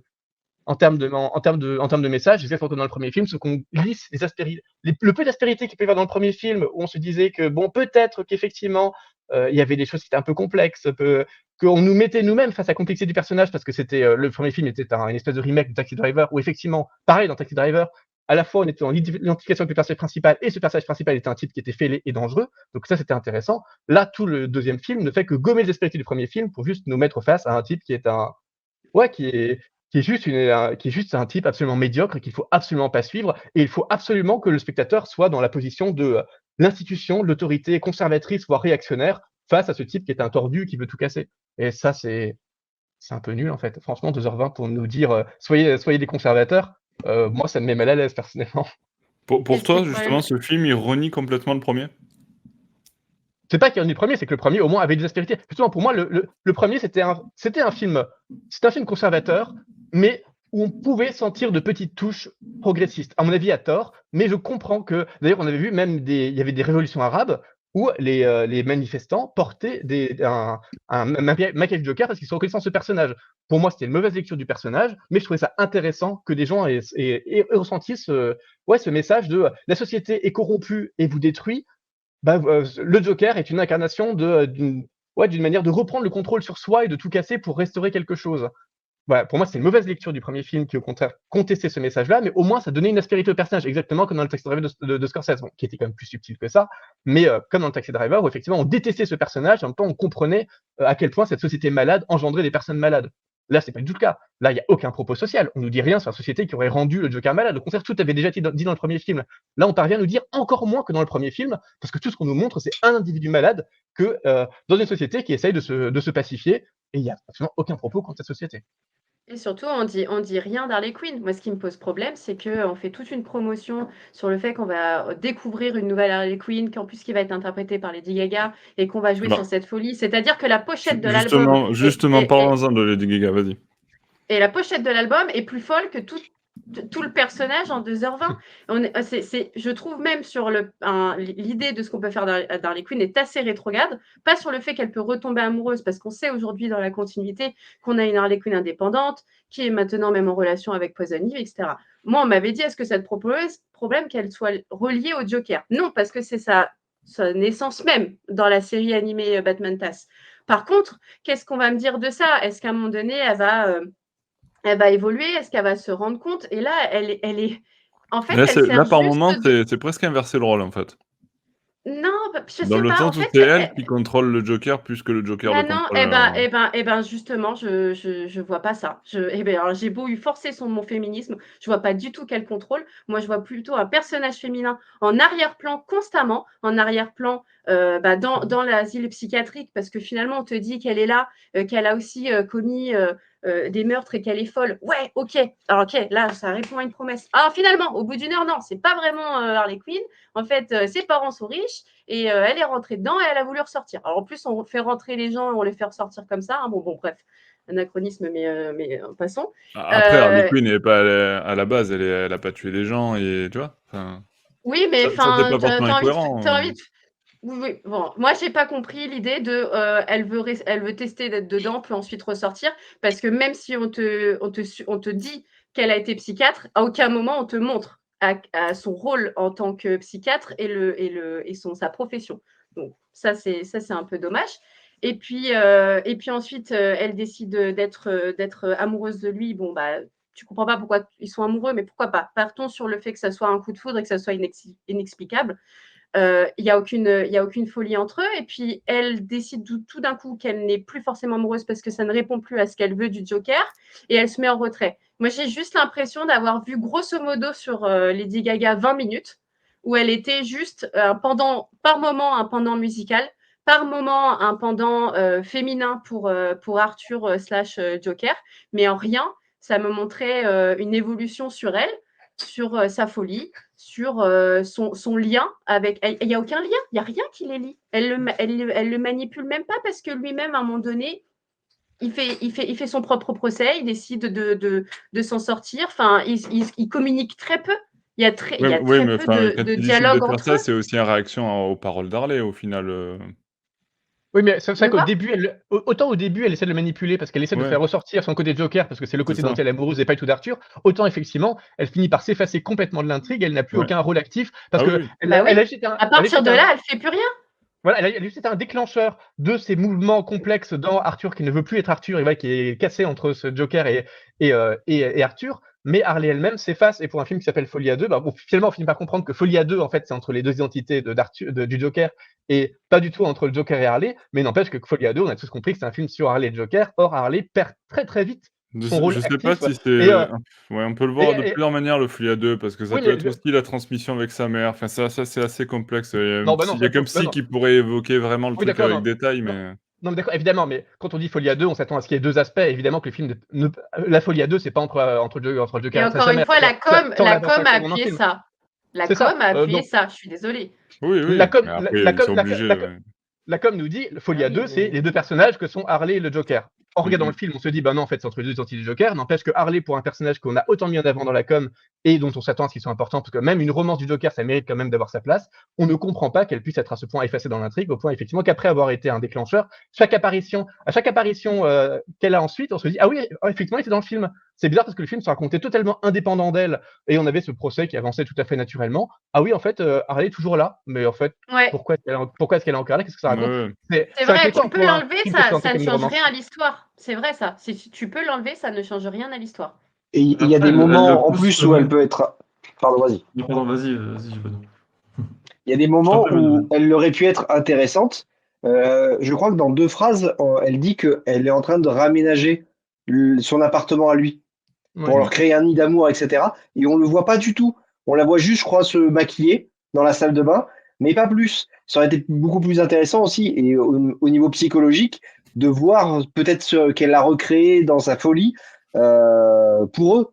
Et que peut-être à la fin, elle aurait mis le feu parce que du coup, il n'y a plus de cet amour-là. Enfin voilà, il y avait tout un truc à construire sur elle, et c'est vrai que c'est un peu dommage.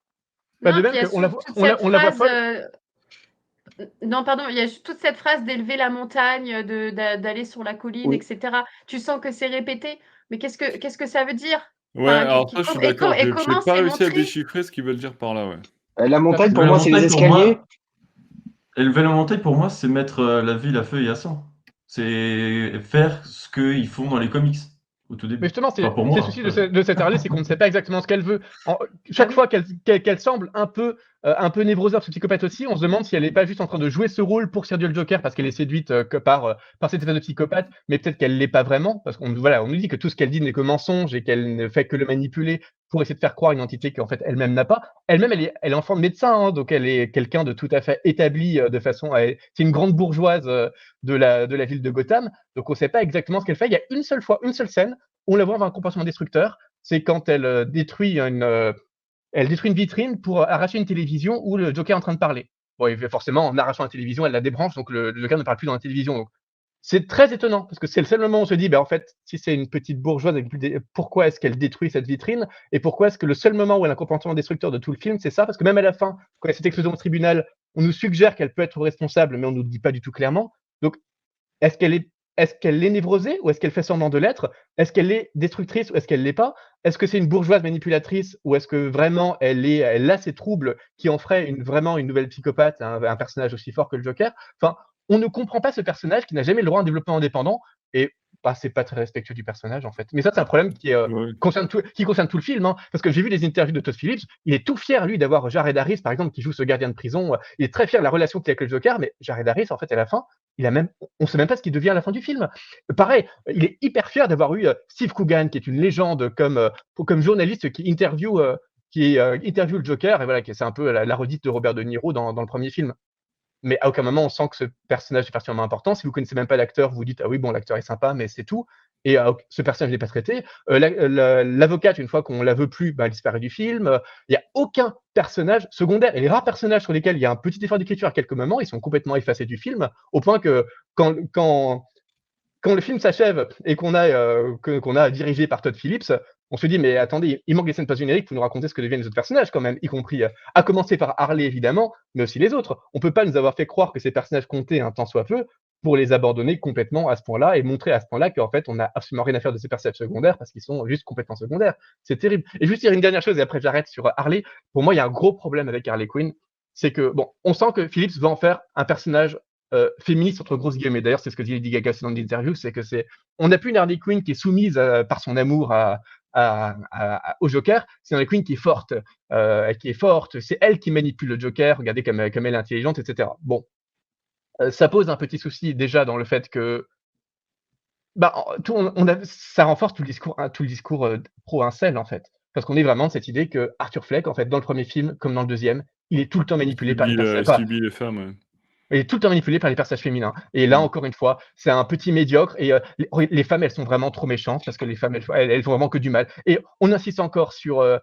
On nous rappelle que la mère, finalement, quand elle nous disait que. Quand elle n'arrêtait pas de dire dans le premier film que Arthur était sur Terre pour apporter de la joie au monde, en fait, elle lui mentait. Et il y a même ce moment hyper dur où Sophie explique au tribunal que sa mère lui a confié à elle qu'elle se moquait complètement d'Arthur et la mère elle-même ne comprenait pas pourquoi Arthur prenait ça à ce point au sérieux, cette parole complètement débile sur laquelle il était là pour apporter de la joie au monde, alors qu'en fait c'est juste un petit crétin qui n'apportera jamais rien au monde. Donc vraiment, Arthur est juste la victime de sa mère, c'est la victime sa victime de Harley, et ça on insiste vraiment sur le fait qu'elle le manipule tellement complètement, même quand il commence à être conscient que Harley le manipule, elle lui sort encore que peut-être qu'elle est enceinte de son fils.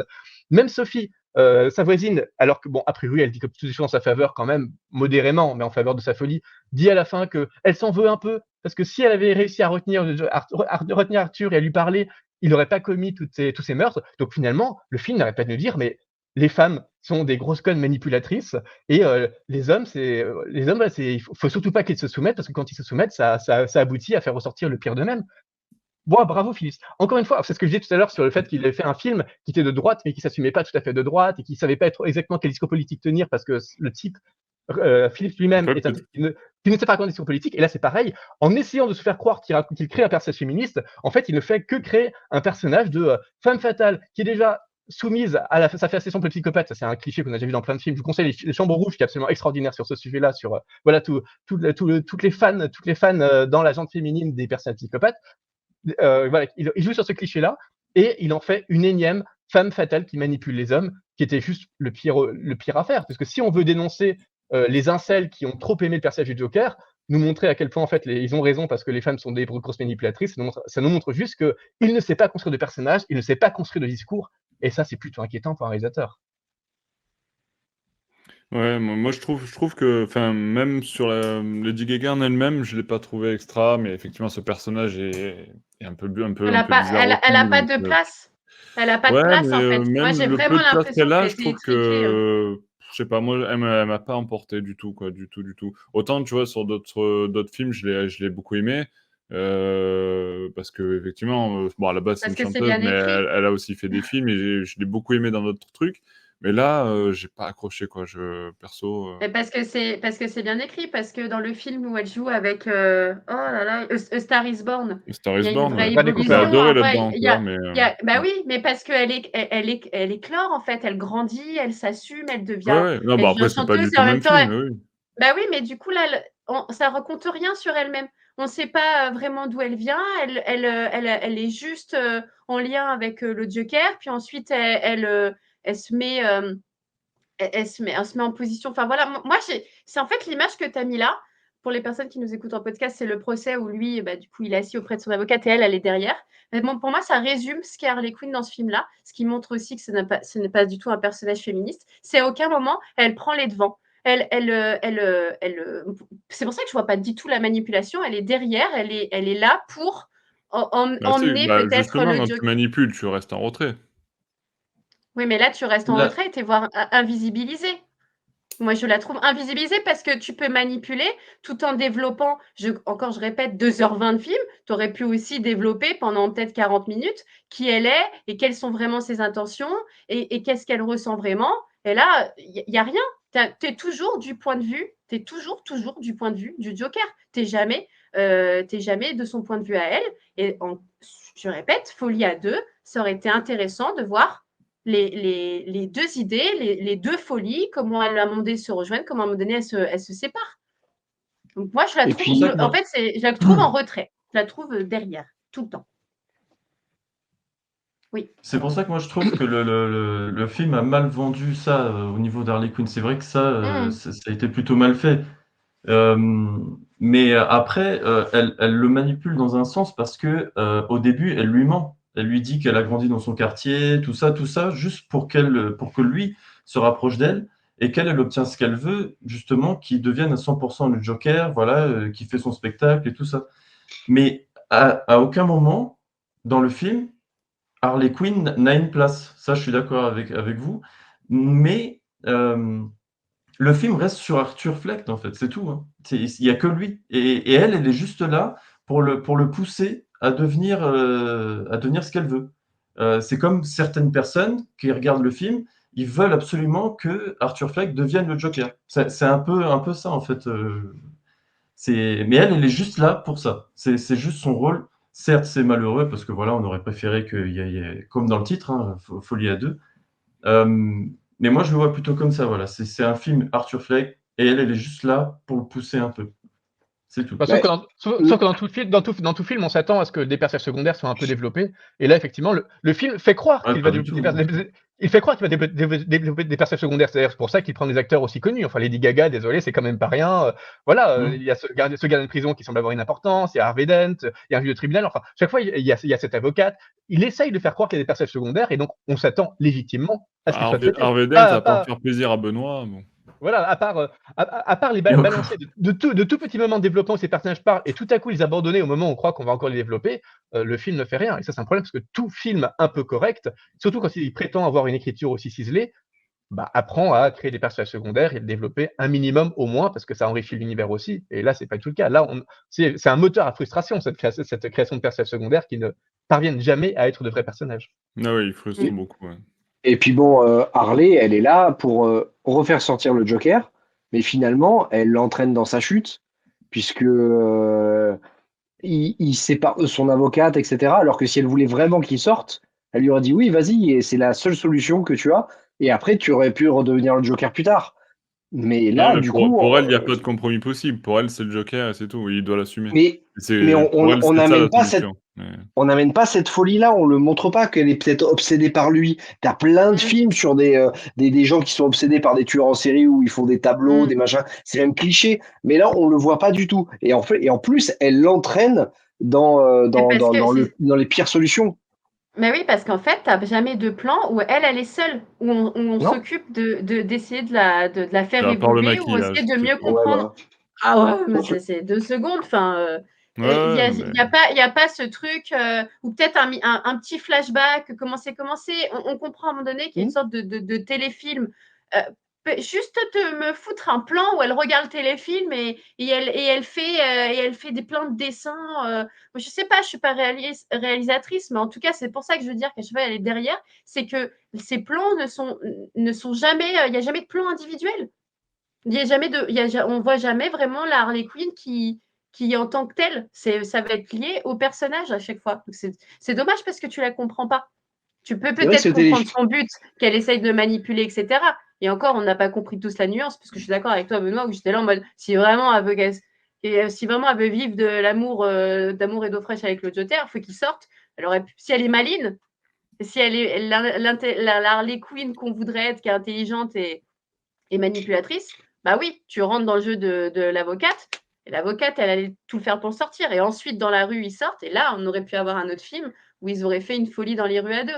En tout cas, peut-être un film que je voudrais voir. Donc, je suis bien d'accord que là, je pose et que encore mon que avis l'avocate, personnel. pour l'avocate, il sortira pas, c'est juste qu'il va d'un centre à l'autre, hein, Oui, ouais, parce mais mais dans ce qu'elle cas-là, il veut y qu'il aurait eu soit une interné en évasion. hôpital plutôt qu'en prison, quoi. voilà. Il y aurait une évasion, il y aurait eu peut-être un plan assez classique avec le camion et elle aurait arrivé, elle aurait fait péter le camion, mais putain, ça aurait été trop bien, quoi. Ça aurait été trop bien, un peu d'action aussi sur.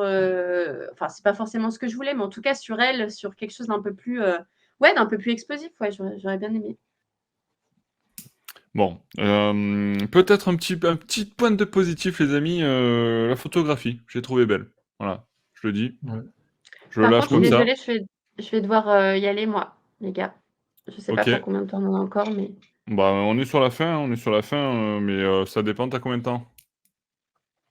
Si t'as 5 minutes, on finit, hein. Enfin, à moins que 5 quelqu'un minutes. ait un gros sujet à aborder, hein, je crois qu'on Ouais, a fait le tour. 5 minutes, c'est pas tout à fait assez, mais Siegfried a encore des choses à dire.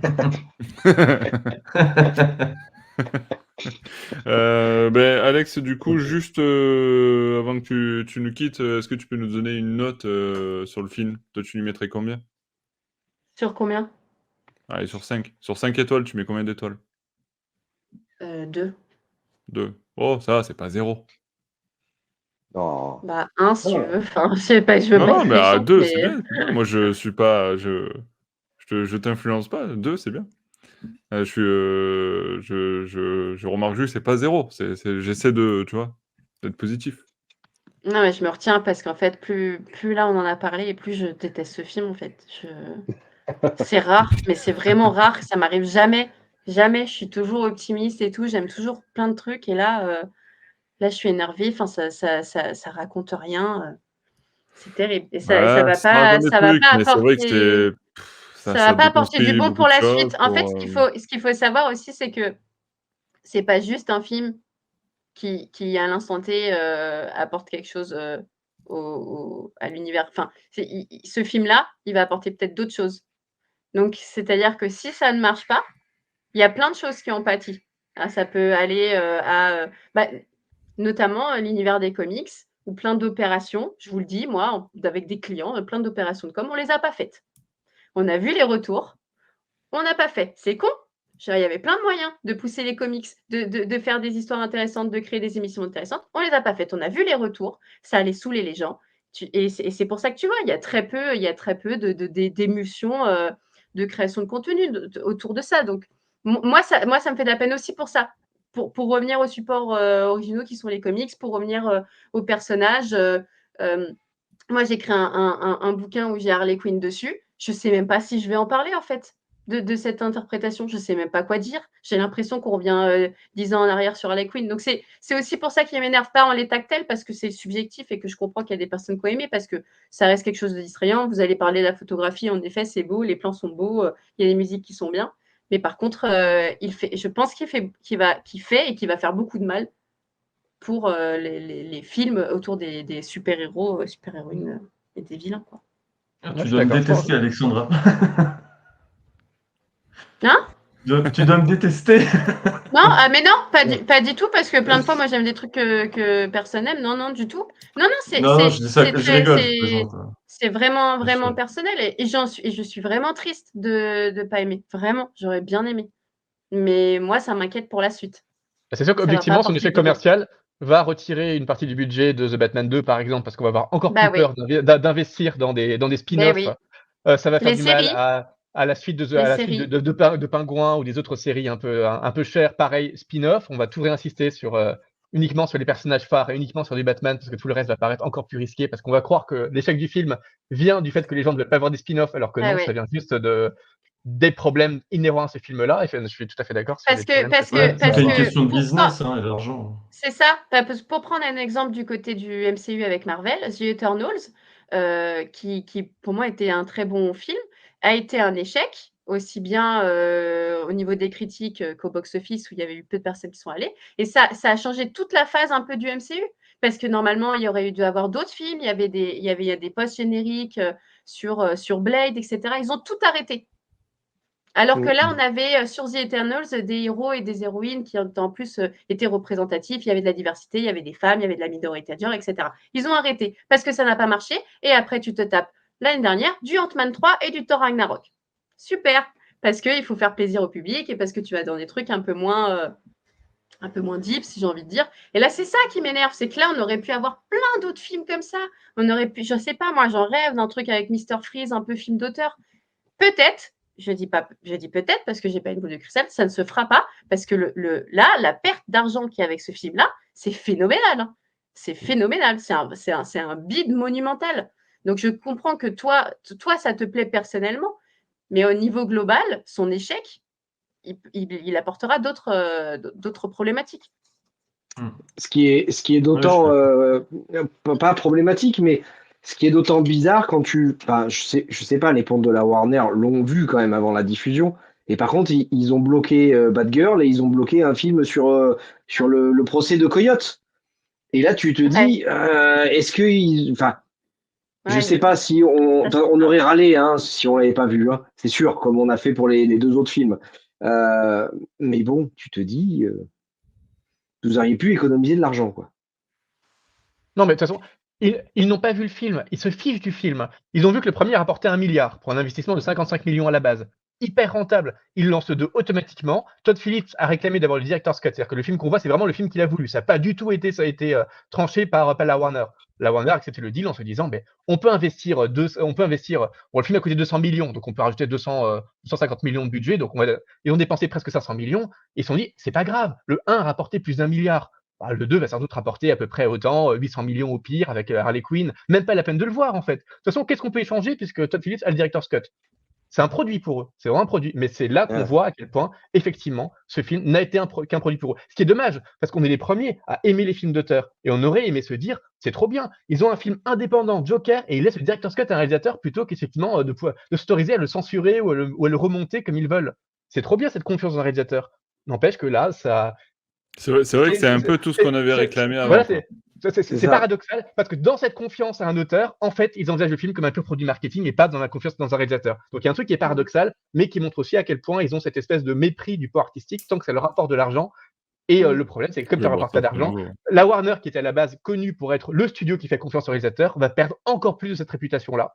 Et ça, Ouais, c'est c'est clair. très problématique pour l'industrie en général et pour plein de films Warner et pas juste pour les films DC Comics. Désolée les gars, du coup, Très je vais bien. y aller. Bon, merci Alex, à bientôt. Salut! Salut, Alex. Salut. À plus. Donc je disais, est-ce que quelqu'un veut rebondir sur effectivement la photographie que je trouve très belle. Bah, elle est très, Peut-être le Elle est seul point magnifique, oui. que tout le monde trouve assez positif, mais elle est très belle, mais elle n'est pas surprenante après le premier. Le premier était déjà très surprenant parce qu'effectivement, on ne ouais. s'attendait pas à ce que ça soit aussi beau. Surtout de la part, enfin, on se souvient, Todd Phillips, c'est le créateur des Very Bad Trip à la base. Donc, qui était plutôt bien fait. Hein. D'ailleurs, Laurence Sher, le chef Ops, c'est aussi celui qui avait été directeur de photographie sur Very Bad Trip 3, qui est particulièrement bien réalisé, qui est vraiment très efficace dans son montage, même si on ne s'attendait pas à ce qu'il puisse créer ces ambiances extrêmement tamisées. Mais Mhm. déjà, il y a un moment, c'est un peu trop. Oui, on a compris que ça allait faire des clairs-obscurs, un peu tamisés, un peu veloutés. Très bien. On n'a que ça pendant 2h20. À aucun moment, moi, j'ai pratiquement jamais été surpris. Il y a une fois, peut-être deux, où je me suis dit, tiens, ça c'est plutôt un joli plan.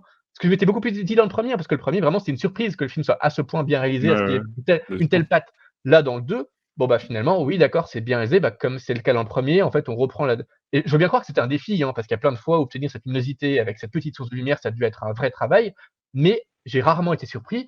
Il y a même 2-3 idées qui m'ont paru complètement artificielles. Il y a un moment, par Mais exemple, quand regarde, on voit en les général, dans ce film, lorsqu'on a été surpris, c'est pas forcément bien. Donc vaut mieux des fois ne pas être surpris, tu vois? ouais, bon, oui, mais justement, ce que tu dis, en termes de photographie, on peut s'attendre à de bonnes surprises. Et là, quand même, on en a eu extrêmement peu. Les cadres sont toujours impeccables, mais c'est rarement surprenant. Et les rares effets qui se veulent surprenants sont assez mauvais. Bon, tous les shows de comédie musicale, on a dit, enfin, moi, pour moi, ils sont vraiment ratés parce que ils sont mal chorégraphiés, ils sont mal montés, ils sont mal décorés. C'est vraiment nul. Là, il y a une idée qui va partir marquer, c'est le moment où Arthur sort avec les gardes sous la pluie et les gardes sortent leur parapluie et on voit d'en haut ces parapluies Mmh. multicolores alors qu'en fait, en redescendant, on se rend compte que ces parapluies sont noirs et qu'en fait, c'est juste la perception d'Arthur. C'est et on se dit, bon, c'est une idée c'est pas malin comme idée, hein, parce que c'est hyper convenu, mais c'est presque une idée intéressante. Bon, c'est mal fait parce que vraiment, tiens, on fait un cut, on voit les parapluies d'en haut, on refait un cut, on revoit, on est de nouveau au niveau du sol, et on voit que c'était faux.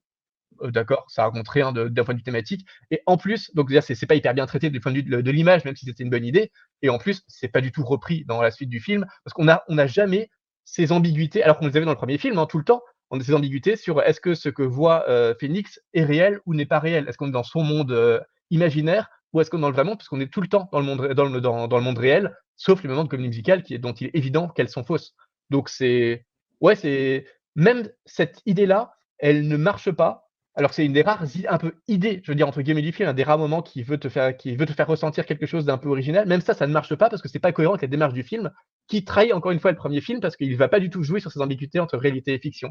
Donc oui, très beau boulot pour Laurence Cher, mais à aucun moment c'est admirable et comment c'est une surprise comme tu avais vu pour le premier. Et, bah, c'est dommage parce que juste faire un truc super propre, bah ça suffit pas en fait. Faut essayer de nous ouais, faut essayer de faire plus. Et ça, évidemment, c'est difficile à demander parce que le premier était très bien. C'est difficile de demander à quelqu'un, bah, fais encore mieux Bien que le sûr. premier. Mais tu assumes de faire un 2 avec 4 fois plus de budget que le premier film, ça on n'insistera jamais assez dessus, bah, on s'attend à ce qu'il y ait des effets de fou et pas juste en fait, à ce qu'on se contente d'être d'un film qui se passe dans une prison et dans une salle de tribunal. Parce que même là, en termes scéniques, ça permet pas au réalisateur de se déployer et comme on parle de Joker, on aurait pu s'attendre effectivement à quelques folies visuelles qui justifient ce par une espèce de déploiement de couleurs ou de fantaisie, ce budget et là, on le ressent pas du tout, donc on est plutôt déçu, je trouve, malgré la qualité de chef-op. Ouais, bien sûr, bien sûr. Vous voulez rajouter quelque chose sur cette partie ou moi j'ai juste une dernière partie que je voulais évoquer avec vous. Vous voulez réagir, Kevin, Benoît, ou on passe à la dernière partie? Dernière partie, bah tiens, Benoît, je te pose la question. On pense quoi de la fin? Je suis pas sûr que ça soit une bonne idée. Mhm. Je suis pas sûr que le fait qu'il meure, j'ai envie de te dire pourquoi pas. Après tout, le personnage est devenu tellement pathétique que C'était une finalement, fin est-ce qu'il vaut logique. mieux pas, C'est ouais, il une vaut fin mieux pas logique. qu'il meure. On sait pas qui l'attend au parloir. Bah, Ça aurait moi, je crois qu'il y a surtout personne qui C'était un l'attend, piège. hein. Enfin, ouais. C'était un piège, ouais. Je crois peut-être, qu'il y a ouais. personne qui l'attend parce que je vois pas, vu comment ça se passe, c'est un traquenard. Ouais. Non, mais ça aurait pu être très intéressant d'avoir presque une fin un peu à la Inception où finalement il y a un indice qui nous dit qui c'est qui l'attendait au Attendez, parloir ou la pas. toupie. Mais après, est-ce que on a intérêt à avoir ce mec qui le tue et qui se mutile pour potentiellement devenir la continuité du Joker? Ouais, bah, J'aime moi je bien pense que l'idée. ça revient à l'idée qu'on se faisait de base du Joker, dans le sens où enfin, de ce Joker-là, de Arthur Fleck, qui est en fait pas le Joker, mais qui est le symbole qui va inspirer le Joker. Qui est l'initiateur du mouvement. Mmh. Alors, j'aime bien cette idée dans le sens où c'est où le Joker est une idée en fait et pas forcément un homme et que ça peut finalement cette espèce de mal absolu peut se transmettre. Ça me plaît. Après, là, dans cet univers, enfin, on sait on n'aura pas de suite. Donc, dans tous les cas, je sais pas si ça a vraiment une importance et une cohérence. Je sais pas trop quoi en penser, Ouais. honnêtement. Kevin, tu as aimé toi la fin? J'ai aimé, enfin, oui, plus ou moins. Après, moi, je trouve que l'idée, pareil, comme Benoît disait, le fait que l'autre, on va dire le second Joker s'ouvre les joue, heu, ça permet, En de fait, dire: c'est un «Voilà, je préquel vous du mets». Joker de Heath Ledger. Oui, voilà, ou alors, peut-être, enfin, pourquoi pas faire une connexion avec, le Joker de The Batman. Voilà, ça permet d'ouvrir des portes. Après moi, je pense qu'il n'en est rien du tout. C'est juste, voilà, il a Oui, voulu bien mettre un sûr, oui. clin d'œil. C'est comme Harvey Dent. Harvey Dent, il est là purement juste pour faire le clin d'œil, même s'il est Ouais, pas bon il a du fait comme tout. ça, il a fait un petit clin d'œil comme Voilà, ça, il a fait: «Salut, c'est pour il a toi, fait Benoît». un voilà, il a fait un clin d'œil, ouais, à Benoît. À Benoît, il a fait mais voilà, je pense que c'est uniquement pour ça. Je pense vraiment pas qu'il y aura une connexion quelconque avec, d'autres films ou quoi que Non, ce non, soit. non, non, non, non, non, je Et pense pas. Non, moi je vois, c'est vraiment pour moi voilà, juste le symbole qui fait que, en c'est juste gros, le c'est lui qui symbole, aspire le ouais. Joker, quoi, voilà.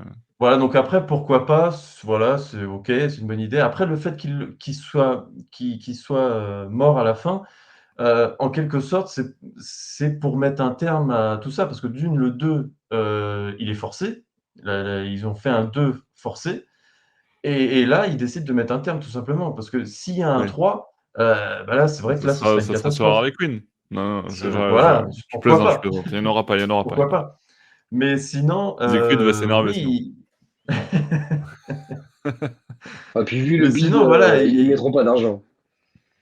non, là, c'est fini, là. Mm. Mais il y a ce côté-là où c'est pour mettre un terme pour l'idée d'un troisième film, et d'un autre côté, c'est pour mettre fin à ce personnage d'Arthur. Voilà, il en a bavé, c'est bon, voilà, son histoire, de toute façon, là, même à la fin, même s'il restait vivant, il y aurait plus rien à raconter. Là, c'est fini déjà, déjà cette histoire-là, voilà, comme on le dit tous, c'était un peu trop. Mais c'était pour finir, quoi, pour clore, voilà, il en a assez bavé, voilà, il est devenu fou, il a tué des gens, tout ça, voilà, stop, c'est bon, on arrête. Et le seul moyen d'en finir, bah, c'est de le tuer, donc ouais. Donc certes, ça peut être brutal pour certaines personnes qui s'attendaient à autre chose, mais après moi, j'avoue que je m'y attendais clairement. Ça, c'était clair qu'il y aurait pas de troisième film, il fallait Oui, oui, mettre non, mais une bien sûr, fin, ouais, ouais. voilà. C'était franchement, on le sentait déjà, enfin moi je le sentais, donc voilà, je pense que c'est pour ça, et puis c'est pas plus mal, voilà, c'est pas plus mal. Siegfried? Ouais, bah, vu que le film, effectivement, de toute façon, ne racontait rien, qu'il meure ou pas à la fin, on l'a montré. Achevez-le! Non mais ouais, non mais c'est un peu ça. On se doutait qu'il y a pas plus le film avance et plus on se dit: «Beh, c'est évident qu'il y aura pas de troisième film» puisque déjà le film ne fait que ressasser exactement les mêmes thèmes qui étaient déjà les thèmes du premier film, donc le film n'a rien à raconter et une tout ce qu'il a raconté, c'est qu'il faut enfoncer autant que possible Arthur Fleck pour le montrer aussi pathétique que possible. Là, il est juste pathétique sur la fin en se faisant trucider comme n'importe qui, bon, bah, voilà, c'est une conclusion qui paraît presque logique dans la volonté d'asepsie du film. Le souci, c'est effectivement, bon, déjà il y a cette idée que ça serait un piège tendu par les gardes, pourquoi pas? Mais comme il est assassiné par un autre détenu qui serait peut-être le vrai Joker, c'est-à-dire que cet autre ce vrai Joker l'aurait tué avec la complicité des gardes. Bon, c'est pas très cohérent avec le personnage du Joker, on imagine mal le vrai Joker se dire, «Tiens, je vais faire copain-copain avec les gardes et on va s'accorder sur un plan pour assassiner ce faux Joker». Ça paraît étrange comme idée. Bon, moi j'aime bien l'idée que voilà, c'est peut-être que cette autre personne est le vrai Joker ou alors c'est peut-être juste un autre faux Joker et peut-être que voilà, il y a cette, Non, oui, c'est accu juste un OK, symbole qui a voilà. été Oui, repris, voilà, bien sûr. il peut y avoir cette accumulation de faux jokers qui est pas du tout incompatible avec le fait qu'il y en ait un vrai un jour, parce que, ce modèle se retransmet de différentes façons et voilà, il se mutile alors que le premier Joker était juste maquillé. C'est juste une évolution dans ces espèces de réappropriation de Joker, donc C'est ça. pourquoi pas? Bon, le faire en arrière-plan, genre: «Regardez, c'est subtil, regardez ça», je vais susciter plein de vidéos YouTube sur que veut dire la fin de mon film, alors qu'on devine tous ce qui se passe et qu'il est en train de se mutiler le visage. C'est un peu nul, vraiment le réalisateur qui se croit subtil alors qu'il l'est pas du tout ou qui essaie de faire de la fausse subtilité, ça, vraiment j'aime pas, autant assumer. Bon, ça me gêne un peu, c'est un peu dommage parce qu'on aurait pu le connaître un petit peu mieux ce faux Joker. Ça aurait été bien qu'il ait une petite scène, un petit moment dans le film avant. On le voit 2-3 fois, mais à chaque fois on le voit juste sur un demi-plan, exactement comme plein d'autres détenus. C'est dommage qu'on l'ait pas fait un peu ressortir pour que cette fin soit encore un peu plus un choc ou qu'on se pose un peu plus de questions. Là, effectivement, on se dit juste: «Bon, il est mort». On se fiche du personnage qui est en arrière-fond et qui l'aurait tué, on passe Bon, à la suite. c'est une manière aussi, alors, effectivement, on s'attarde, une fois ou 2 dessus, donc on sait qu'il va se passer quelque chose, mais c'est une manière aussi de créer la surprise à la fin en disant: «Bon, ben, voilà, c'est lui qui va Oui, mais raconter la dernière blague» et puis voilà, quoi.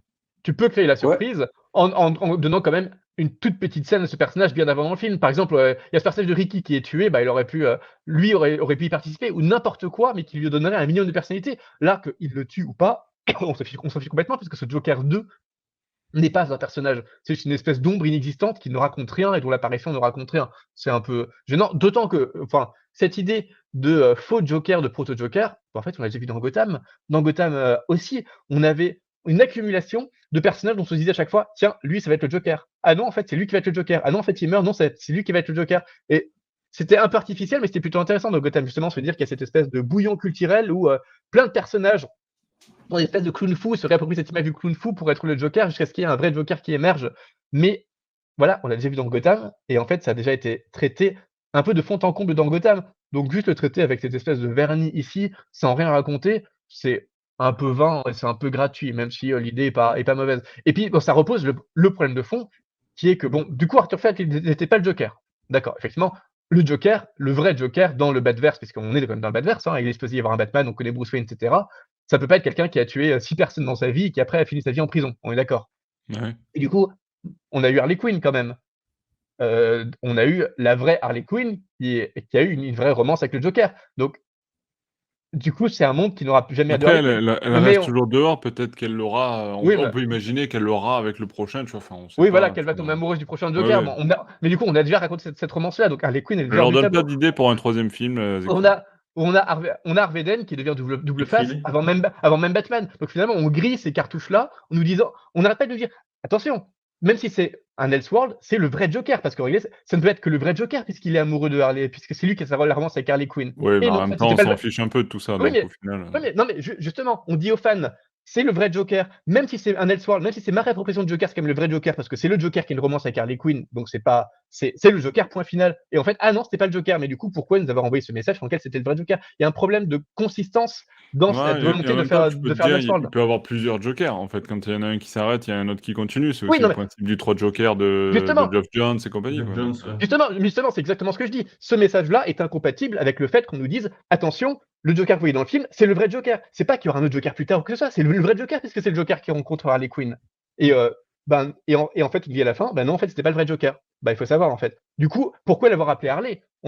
Pourquoi même dire dans le film qu'elle s'appelle Harleen Quinzel alors qu'ensuite on la surnomme Lee? On aurait très bien pu ne pas lui donner ce vrai nom et du coup on se serait dit en tant que spectateur, ah oui, c'est malin en fait parce que bah, c'était peut-être pas vraiment Harley Quinn, c'était peut-être pas vraiment Harleen Quinzel, c'était peut-être un personnage qui lui ressemble un peu et encore pas tant que ça, on l'a beaucoup vu, mais qui en fait ne s'appelle jamais Harley et sur lequel nous on projette nos attentes de Harley mais qui n'est pas Harley. Non, là dans le film on dit c'est Harleen Quinzel, c'est Harley, point final. Et de même voilà, Harvey Dent, il devient double face à la fin de ce film parce que l'explosion lui arrache la moitié du visage, donc il devient double face avant Batman. Donc on n'arrête pas de nous dire attention, c'est le vrai Joker pour nous dire à la fin ah ah, vous voyez, je suis plus malin que vous, c'était pas le vrai Joker. Bah non, en fait, là, tu t'es juste contredit. C'est pas une construction du film. C'est juste une contradiction inhérente au film et qui est problématique. Alors même que voilà, moi, j'aurais tout à fait acheté cette idée plutôt pas inintéressante, hein, que on nous a fait croire que c'est le Joker, alors qu'en fait, c'était juste une inspiration pour d'autres proto-Jokers. ouais, mais Mais en final, ça peut s'expliquer aussi, dans le sens, tu peux te dire, bah, ça, c'est le premier Joker, il y en aura d'autres, et tu vois, enfin, après, vu que c'est un truc Il à y en a part, plein. tu peux tout justifier, en fait, c'est ça le truc. tu peux tout, Ouais. sauf que tu as dit au spectateur, ça, c'est le Joker, point final. Regardez la preuve, il y a Harley Quinn, c'est le vrai Joker, ne cherchez pas d'autres explications. Et en fait, à la fin, on nous dit, en fait, c'était pas la vraie explication, regardez, je vous mens. Là, c'est un problème, parce que là, on n'est plus du tout dans une optique de, ah, en fait, il y a peut-être plusieurs Jokers qui étaient la logique de Gotham. On nous a dit que c'était le vrai Joker. Donc non, pour moi, c'est un souci, alors même qu'effectivement, l'idée que c'était peut-être pas le vrai Joker parce qu'il y en aura peut-être d'autres après, moi, ça m'allait plutôt bien. Mais déjà, avec cette idée-là, tu fais pas 2 films Joker, tu fais pas 2 films sur un faux Joker, c'est un peu étrange, parce que tu sais très bien que tu joues sur le message que tu dis au Oui, non, mais spectateur, après, c'est ce tout Joker, c'est le vrai tout le Joker. symbole du film, on est d'accord, mais Sinon, tu affiches pas 4-5 heures de film avec Harley Quinn en nous criant tout le temps, c'est le vrai Joker, mais il est pathétique. Non, là, il y a une contradiction qui est un peu dommageable parce que ça casse le fait que Todd Phillips se croit intelligent avec cette espèce de twist final. Et en fait, non, c'est pas intelligent, c'est juste. C'est comme dans le premier film, en fait. Comme le meurtre de la psy à la fin, qui, pareil, c'est une scène qui paraissait rajoutée à la fin du premier film parce que c'était pas consistant. On n'arrêtait pas de nous dire que Arthur Fleck, c'est un type un peu, voilà, un peu simplé, mais qui a un moment d'explosion de soi à tuer des personnes et qui n'avait absolument aucune raison de tuer celle-ci à la fin, sauf pour nous dire ah ah regardez c'est le Joker, même si c'est pas cohérent avec le personnage qu'on a construit. Ben là c'est exactement la même chose à la fin ici. C'est de nouveau nous dire ah ah regardez on a fait un twist. Bon, c'est pas du tout cohérent avec ce qu'on vous a dit pendant tout le film, mais on vous a fait un twist. Regardez comme on est malin. Non ça marche pas. Il y a un problème de cohérence. ouais. Ouais. Non, Après, non, mais c'est bien peut-être sûr, juste parce après, qu'il a ça me voulu, choque pas, moi. il voulait, ouais, moi non plus, ça se trouve, c'était vraiment juste parce que voilà, il adorait le personnage du Joker, et il s'est fait ça, voilà, pour lui ressembler, tout simplement, il n'y a pas. Ouais, ouais. Il y a pas Oui, on besoin peut aussi se c'est oui, juste non, mais pour après, ça, toute voilà, c'est interprétation est possible, de toute façon voilà, et tout à puis, fait. et puis il n'y Voilà, aura c'est pas de ça. suite, alors ne vous cassez pas la tête, les amis. Exactement. Voilà, c'en est fini du Joker de Joaquin Phoenix, comme ça en est fini de ce podcast. Merci, Kevin, merci Siegfried, merci Benoît pour votre participation à ce podcast et merci à tous ceux qui, comme d'habitude, nous ont écoutés jusqu'au bout, avec, cette critique de, Joker Folie à 2. Vous en avez l'habitude maintenant, n'hésitez pas à laisser vous aussi votre avis, j'imagine ultra positif sur ce film, dans les commentaires de la vidéo YouTube ou sur nos réseaux sociaux, sur batmanlegend.com, bien entendu. Alors, on lira tout ça avec intérêt et puis on se retrouve très bientôt pour de nouvelles aventures de Batman. Ciao, ciao, ciao. Salut! Et pour Salut! finir sur une note positive, Oula, oula, re- vas-y. Ah. Ou positif pour Zéphir, allez, c'est parti. Je prends. mais ouais, pas sur le film, attention.